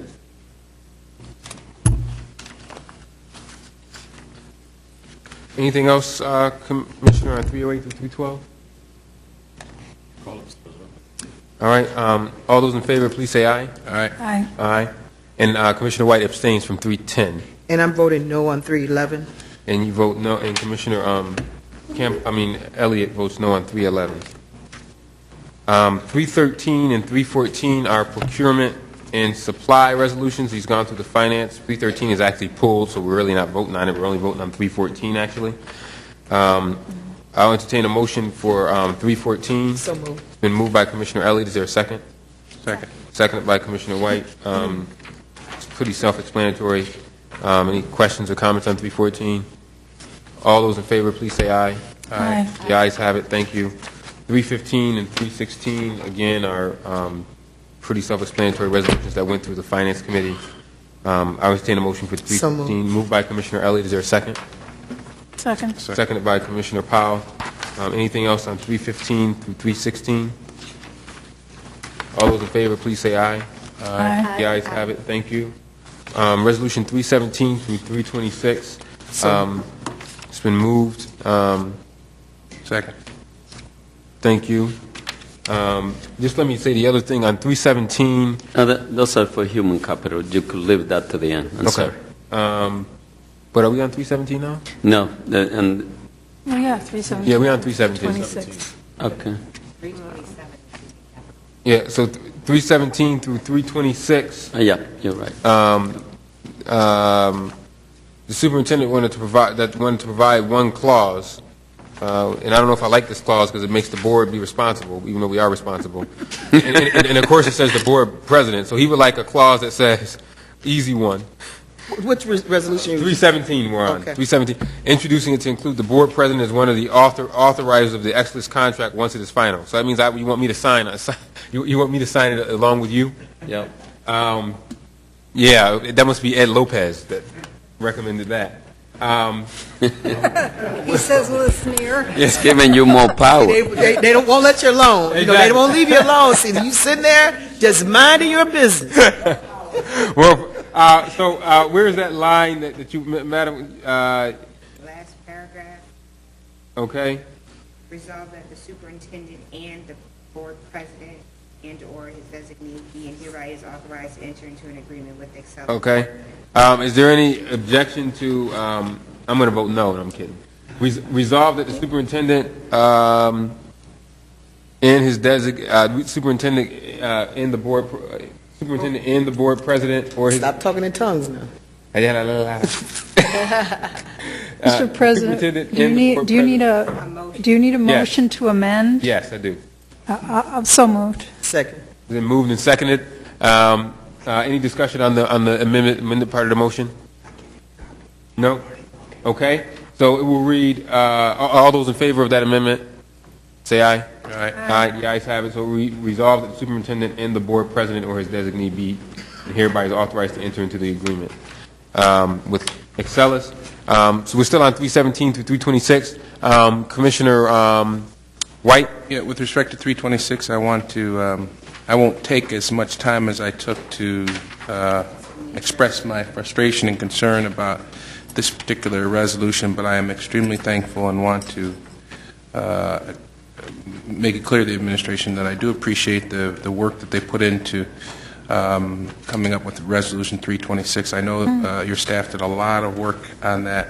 Beverly, particularly Beverly Moore, did a yeoman's job at trying to work out the concerns that the administration had, and once again, I would applaud the administration for their effort and your use of Beverly Moore in this respect. I found her to be especially effective in a number of different situations, and this was one of them. But I know I spent a lot of time in emails expressing my concerns, and Dr. Vargas, you and I went back and forth quite a bit on this issue. But this is an example of how, if you just hang in there and you keep on communicating, you can work things out. And my suspicion, my hope, and my prayer is that next year you will, and this entire community will be very happy with the work that you commissioned, or that we commissioned today. So thank you for your work, and again, I expect good things to happen from this resolution. Thank you. Thank you. And then Commissioner Powell, I don't know if you want to touch anything on 317, which is the Excelis plan. It's pretty self-explanatory, but you talked about it a little bit in the study session. I don't know if you yeah, want to it is self-explanatory, but I will repeat some of my remarks from then. Basically, you know, Excelis was able to bank tens of millions of dollars in reserve. Being a not-for-profit, they're not entitled to take profits, but when they collect more than they pay out, it goes into their reserves. And a number of millions, perhaps $3 to $4 million of what they banked in reserves came from our insurance premium payments. Clearly, right off the bat, that's how much efficiencies we can gain by self-insuring, by having our premiums match our expenditures. So I'm looking forward very much to the district going to this self-insured plan where Excelis serves only as a plan administrator and not as the insurer. It gives us more control. There are risks. Other districts have gone down a road of not putting enough money into their reserves, not carrying stop-loss coverage, and so on. We're very acutely aware of the risks and have done everything we can to make sure that we don't go down a path that would cause us to self-destruct. Thank you. Thank you, Commissioner Powell. Commissioner White. Yeah, this is clearly not my forte, but I did participate in these meetings, and I got to tell you, Bethany and a whole bunch of other people did an excellent job.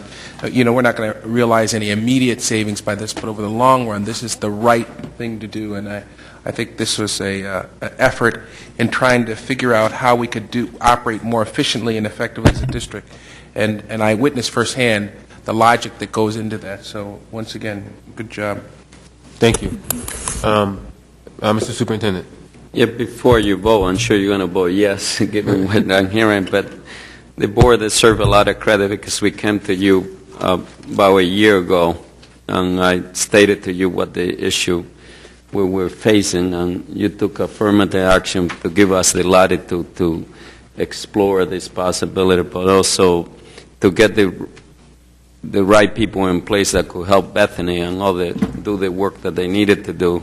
And I want to thank Vern and Bill and all for the extraordinary work, and Anita, who also joined us, and Patty, and who have a lot of experience in this area. But also, I want to thank the bargaining unit, because we need them as well on the table, and all four, the administrative unit, the civil services and the paraprofessional and the RTA, we came together on this one and say, let's do what is best for the district. And we only could accomplish that by working together. And it began with this board to giving us the green light to do that. And you did that in a very, very encouraging way. Thank you. All those in favor of 317 through 326, please say aye. Aye. Aye. The ayes have it. Thank you. I have no vote on 326. 326, one no vote. Commissioner, have you captured that, Madam Clerk? 326 is a no vote for Commissioner Elliott. Resolution number 327 resolution number 327 is a late submission resolution. So I would need a motion to waive the 48-hour rule. So moved. It's been moved and seconded. All those in favor of waiving the 48-hour rule, please say aye. Aye. Aye. No. There's one no. One no. And the only reason why we're doing that is because this is added to ensure prompt delivery of expanded learning services to the students at Northeast College Prep and School 9. We just got authorization to spend this money, and we want to ensure that the teachers get paid. That's the only reason why we have that. So it's not anything that's, new. It's something that we knew was coming, but we didn't know when the funds were coming. We now are able to spend the funds. And we want to make sure that this extended learning can take place at School 9 and also Northeast College Prep. And that means teachers getting paid. And also, if you notice, there have not been any late resolutions, and this ensures that this won't be coming to us after the fact. This starts on 11/16, which will be tomorrow. So that's why we're doing this. Mr. President, I wanted to thank my team and also your staff because they're working very collaborative in doing that.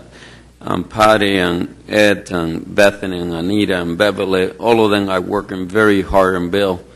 And my job is much easier. I love this. I love this because I used to be in the front line, and now that I have such a energetic team that want to help the board follow, good discipline. And thank you to the board for pushing us. There are times that we're going to come to you late, but it won't be the norm. It would be because, like you just saw on Resolution 327, because we have a unique situation. And thank you again. Yeah. Well, the good thing is the resolutions aren't late. Commissioner White. Yeah, just one request. What I'd like to see as an agenda item before ESA is when you think it's an appropriate time, of course, for some kind of presentation on how extended learning is doing. We're obviously making a major investment in the strategy, and in some ways you've staked your reputation on this approach, and I would like to know how you are doing in terms of evaluating that. So I don't know when that would be. You let us know when that would be, and if you could have your team come before ESA, we get a sense as to how that's going. Actually, what I would love to do to honor your request is we did get a grant through the Ford Foundation, so we have a group of experts that are coming here regular monthly, and I would love for you to receive a presentation. We did have a presentation to the entire workforce of the Rochester City School District. I should say I take that back to the paraprofession, the administration, and the teaching workforce of the district. They receive, because we just laying down the groundwork for this. We haven't started yet. We did take some risk with Northeast and Old City and School Number 9 because there's a sense of urgency. But we didn't start with the approach. Like, for example, it wasn't even part of the budget last year. So this year you will see a lot of this thing going through the budget process, and part of the evaluation process would be designed through the Ford Foundation to help us with this work. I didn't report to you, but I was invited by the Secretary of Education to be a presenter at Washington, D.C., talking about extended learning day. The Rochester City School District is a district that have, with the support of this board, stated very clearly, as I stated earlier, you cannot have the children in the Rochester City School District, the most needed children in this county, receiving the less instructional time or any group of children in this district. Doesn't mean that you're going to see result overnight, but common sense tells you that had to change. I heard things about lunch. I was at Monroe, and we are serving lunch at 9:45, and we put in the children back, or the youngster in this case, at 1 o'clock to go home with homework and assignment and all kinds of things. Yeah, like I said, this is serious work. It's not going to be easy. Right. Because it's going to change the whole culture, but I appreciate your request, and we will follow through and work for you. Thank you. Just for a process motion, I need a motion to waive the 48-hour moved on 327. Is there a second? Second. All those, is there a second? Good. Any other discussion on 327? Yes. Extended day. Commissioner Adams?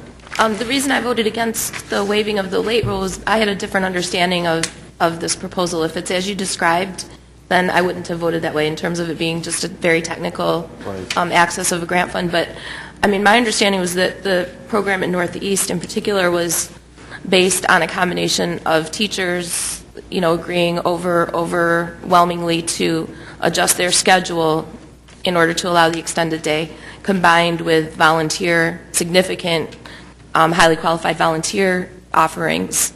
And so I understood this to be the district stepping in because the volunteer hours hadn't emerged. That was the frame that I was understanding this, and then getting asked to vote on it without having been able to ask questions or review that process. So if I'm wrong, and this is like no change from original budgeting, original planning, as things were laid out originally with the plan for Northeast, I would have waived the rule. But I would like to know what specific fund this is coming from, and also I actually would like that for the school number 9 proposal as well, what specific fund the revenue is coming from. Now, it says the special aid fund. Is that a different fund? Bill, you have the answer to Which that? specific ones? It doesn't say. Budget code 5132-G27305-2110. Special aid fund, it says. He knows those codes by heart. Yeah, I thought he did. Yeah, right off the top of my head. Not all of them. This is funding we're using out of the Title I SAS funding. So this is used for, this could be the school's allocation, I'm presuming, and they're utilizing it to fill in some of those gaps of the volunteers that didn't emerge, and they're directing it to support that program. Again, by law, we have to spend those money in those schools. Those are priority schools, and we cannot say, well, we're not going to spend the money with you because we have volunteer. I just want to be clear, and I don't know, I wish I had the Title I folks, but Vern, you might know those rules in how you allocate Title I money. You cannot decide that you won't allocate it to some school, but you will allocate it to other school. I don't know if you want to look to that. That's correct, Mr. Superintendent. Essentially what happens is based on, this pot of money is allocated to schools based on their student need, and that would be all schools in the district. And the School of the Arts, that was the earlier resolution, it falls under the same funding category. And this is a mandate from SED and the federal government that we do those types of allocations. And we use the student poverty measures as measured by free and reduced price lunch applications to determine student need. And again, that's in accordance with SED guidelines in the federal government. Thank you. Could you clarify the school number 9 on the next page? Is it the same? Yes. The subclass 0236 would be that. This is the old SES, Supplemental Educational Services money that we got the waiver for this year, and we are using that. Those last 4 digits tell you the 0236 is that pot of money. So anytime you see that, that would be the money that we've now directed through the waiver to the schools for supplemental academic services. Okay. Thank you. Thank you. Commissioner Powell? Well, I did trigger on something that Commissioner Adams said, that her original understanding was there was an expectation of volunteer help, and Vern underscored that. saying that this was to fill in some gaps. I'm particularly concerned about Northeast and Northwest College Prep because these were developed with an expectation of a high level of community engagement, particularly from their college sponsors. And we're not seeing that. And I'm really worried and wondering about the commitments that were made and whether, when these schools were opened, whether those community partners fully understood the commitments they were making and were fully appreciated what that meant. Because it seems to me that if we're having to fill in gaps, the result of inability to drum up volunteer help, that we continue to face this problem of our community partners not living up to an expectation. Is that our fault for having a high expectation of our community partners, or are they simply not living up to an agreed upon level of expectation? First, let me say that the money has to be spent in that school. We cannot, this board, nor that the superintendent has the power to say that you're not going to give Title I money to those two schools. Let's just be clear with it. That's not the question. But the question is that we are spending the money on instruction, and we are spending the money to deal with academic issue. When we're talking about volunteer, you're talking about someone giving tutoring. That is it's to address a specific need of that school. Number two, you are correct in terms of your question that the expectation of those schools was that we're going to be college board school. And we did spend a lot of, and we do have people, a person from the college board and all that I present, but I did send a letter to the college board expressing the concern that I think you're talking about, because we just began like 3 months ago. With this new approach. Prior to that, which I think is what you're talking about, there was an expectation of this being a so-called college board school, and we are spending significant amount of dollar, in some cases through the general fund, for the college board, and we are raising some question around that, which you will see that in the context as we move on through the budget season. We are examining all our expenditure where we have flexibility. And even where we don't have flexibility, we want it to be effective. I have another question. Yes, Commissioner Adams. So regarding, this is specifying an additional 2.25 hours of instruction per student per day with a focus on college and career readiness, civic responsibility, cultural awareness, and health and wellness. First of all, I question whether that fits what we understood the description of SAS to be. Whereas I was arguing for these things in many ways, and I think Commissioner White and I were doing a lot of discussions in the Excellence in Student Achievement Committee about the broad needs of our students, but the supplemental academic services really emphasizes academic as the focus. So I hope that this, I'm trusting that this meets based on the people who are professionals with the Title I. Although when we talked about these things, they were not really fitting into the SAS framework. And then my other question would be, and again, getting this late, it doesn't give time for this to be provided before the vote. I would like to see the planning behind that, giving each student, with this large number of teachers who clearly, they're all from Northeast College Prep except one is from Wilson. They're not necessarily all in those subject matter areas. They're not subject matter specialists. What is the plan? Like, is there a comprehensive plan for implementing this 2.5 or 2.25 hours per student per day around these important areas? Is this really well established, academically and socially for our students?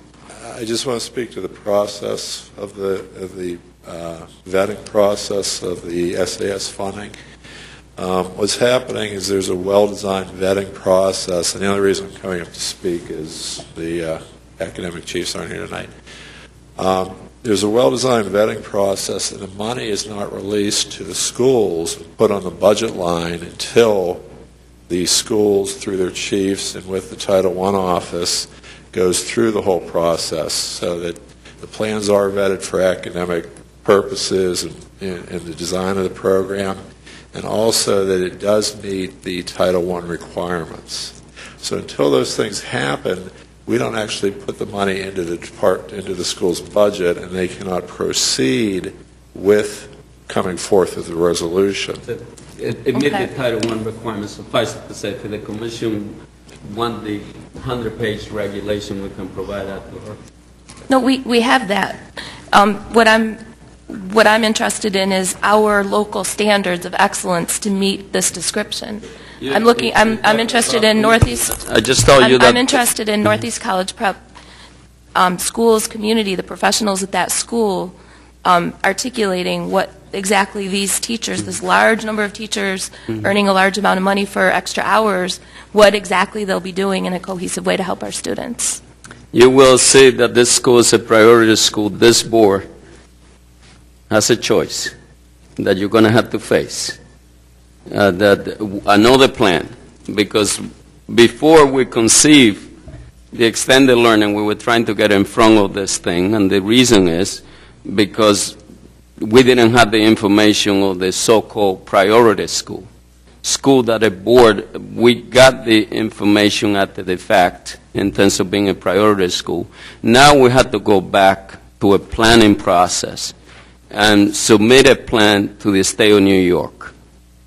Submit a plan to this board that we go to the state of New York, and that we have four choices. One, which we could shut the school down or do the phase in, phase out that we use in the district. I told this board that we were not going to do that. So, number two, you can lay off 50% of the staff and remove the principal. Number three, you can use something that is called a transformational model that I think we begin the groundwork. But it has not been approved, not that that decision has been made, because it will require engaging people in a different way. Because now, what we are going to have to do is required by law. It's no longer us trying to get ahead of it. So I think Commissioner Elias said it before earlier. Actually, you asked the question, why are you giving that school or assigning that school to outside provider when they are doing so great? Just like the question that you say about Northwest. So I said to you the answer, and I'm paraphrasing here. No, the school is not doing so well. We think that the school has some issue, and we're trying to help. And that was prior to receiving this district being in the so-called focus district, which put us in a different situation, which I think we're going to have to have a discussion as a board so that we're at least in the same page when it comes to terminology. So I thank you for raising the question, because I think what it's going to be when you see a different plan, you say, but didn't you have a plan already? So we are right now forced or required to come back with a plan that meet the federal guidelines, which is it is my hope that through the Ford Foundation and through the planning process that we will be able to have a coherent plan that includes extended learning for the entire district as a transformational district, so that Rochester doesn't go through what we've been in the past, including these two schools. They're only 7 years old. And the Commissioner of Education said to me, and great question, you've been opening school and closing school in Rochester for a very long time. What are you going to do different? This was just a first baby step that we are far, like Commissioner White asked the question about goal planning and process, and that's the work that we've been doing for quite some time. And all I'm asking for is a description of that plan. It's not enough to just say extended learning. We need better learning. We need better plans. And we can get really enthusiastic. I was highly supportive of the Northeast proposal. Right. And willing to, be optimistic about it and look forward to some of the elements of the plan that were proposed to us.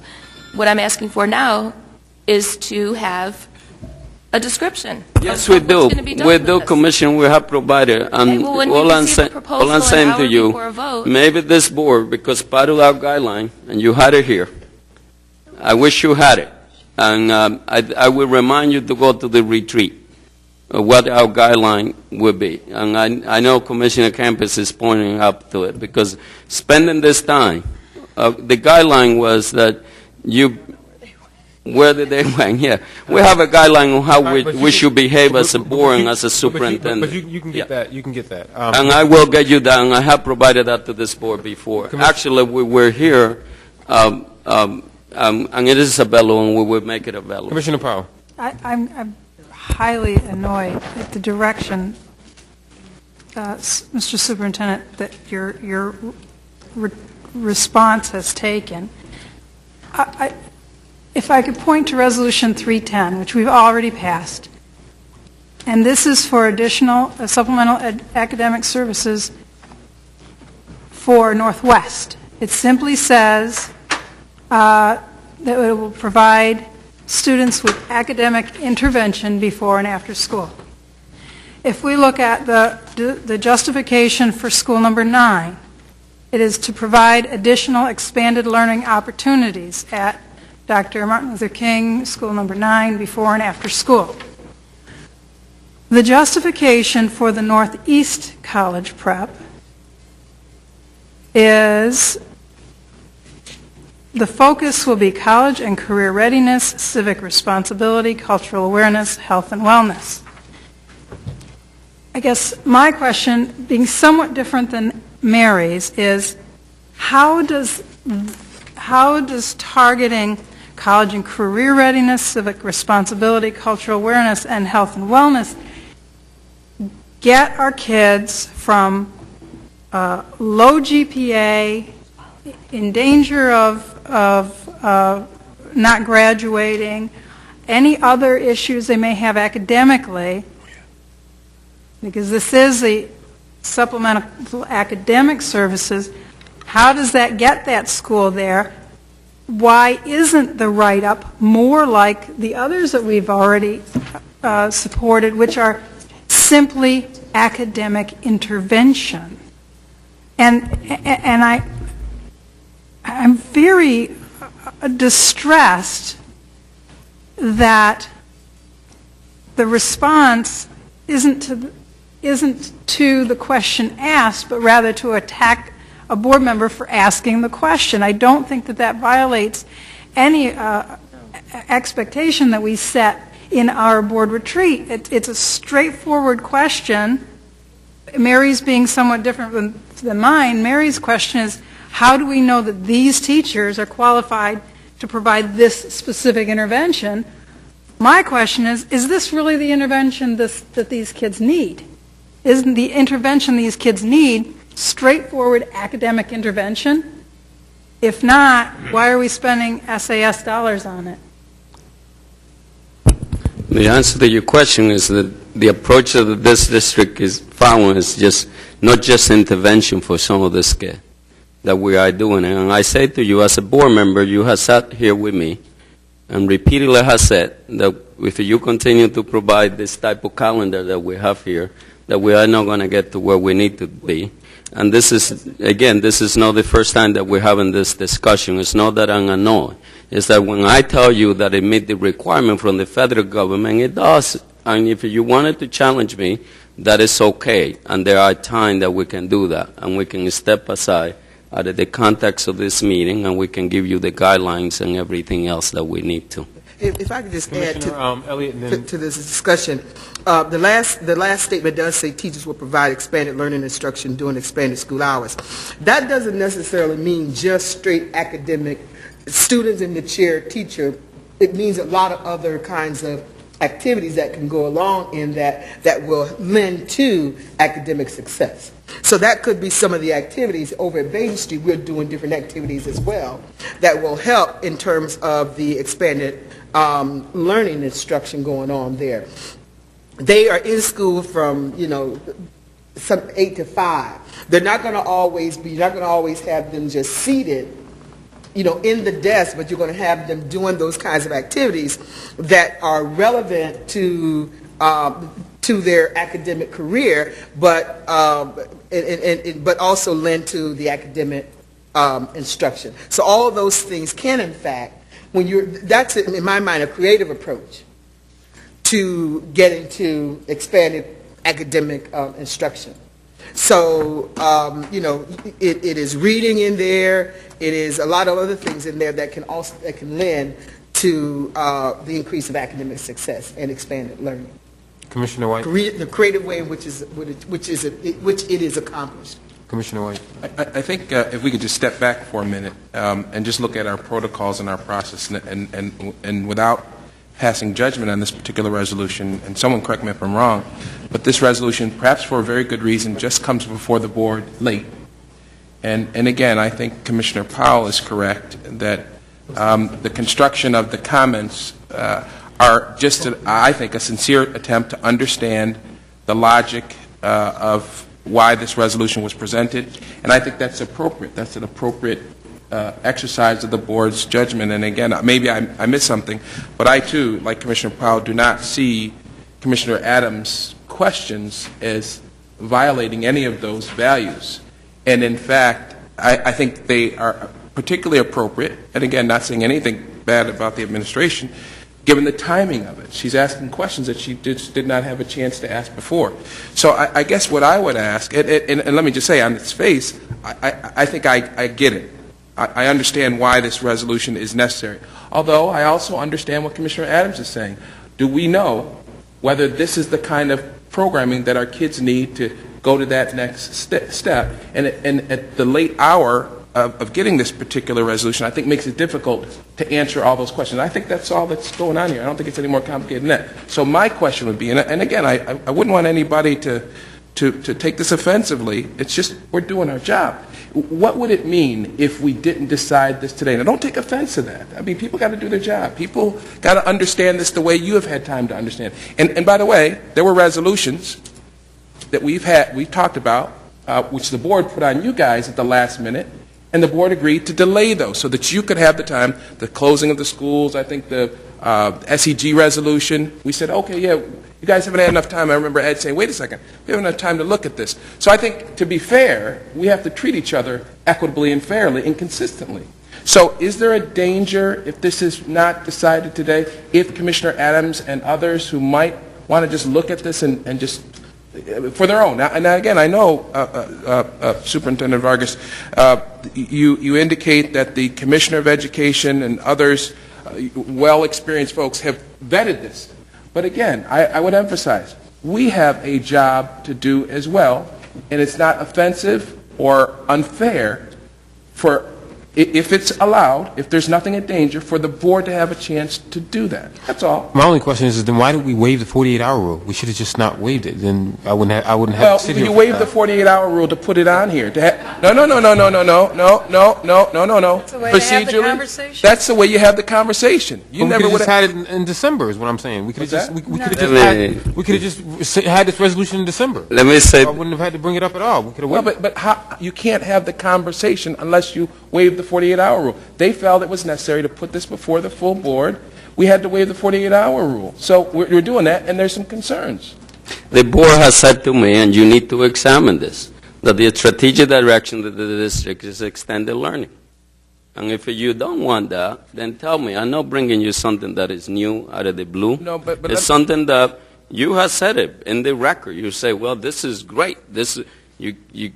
I just need clear strategic direction. And to answer your question precisely, yes, it would put the district in jeopardy. Yes, those kids would be 1 month behind from receiving services that they desperately need, because you have one of the schools that let's have a conversation. That is in priority if we put school. this off for a week or sometime next week, would the kids be behind a month? I mean, it will send this stuff an ambivalent message from this board that we are vacillating around something that is a part of the strategic direction that I have said for your district. Let me finish. For your district, I have said that you've been in the business of closing school in and out, and that we have used pretty much every approach. And I have said that one of the approaches, I've been saying this for probably now for 15 months, that our children are receiving the least instructional time or any group of children in Monroe County.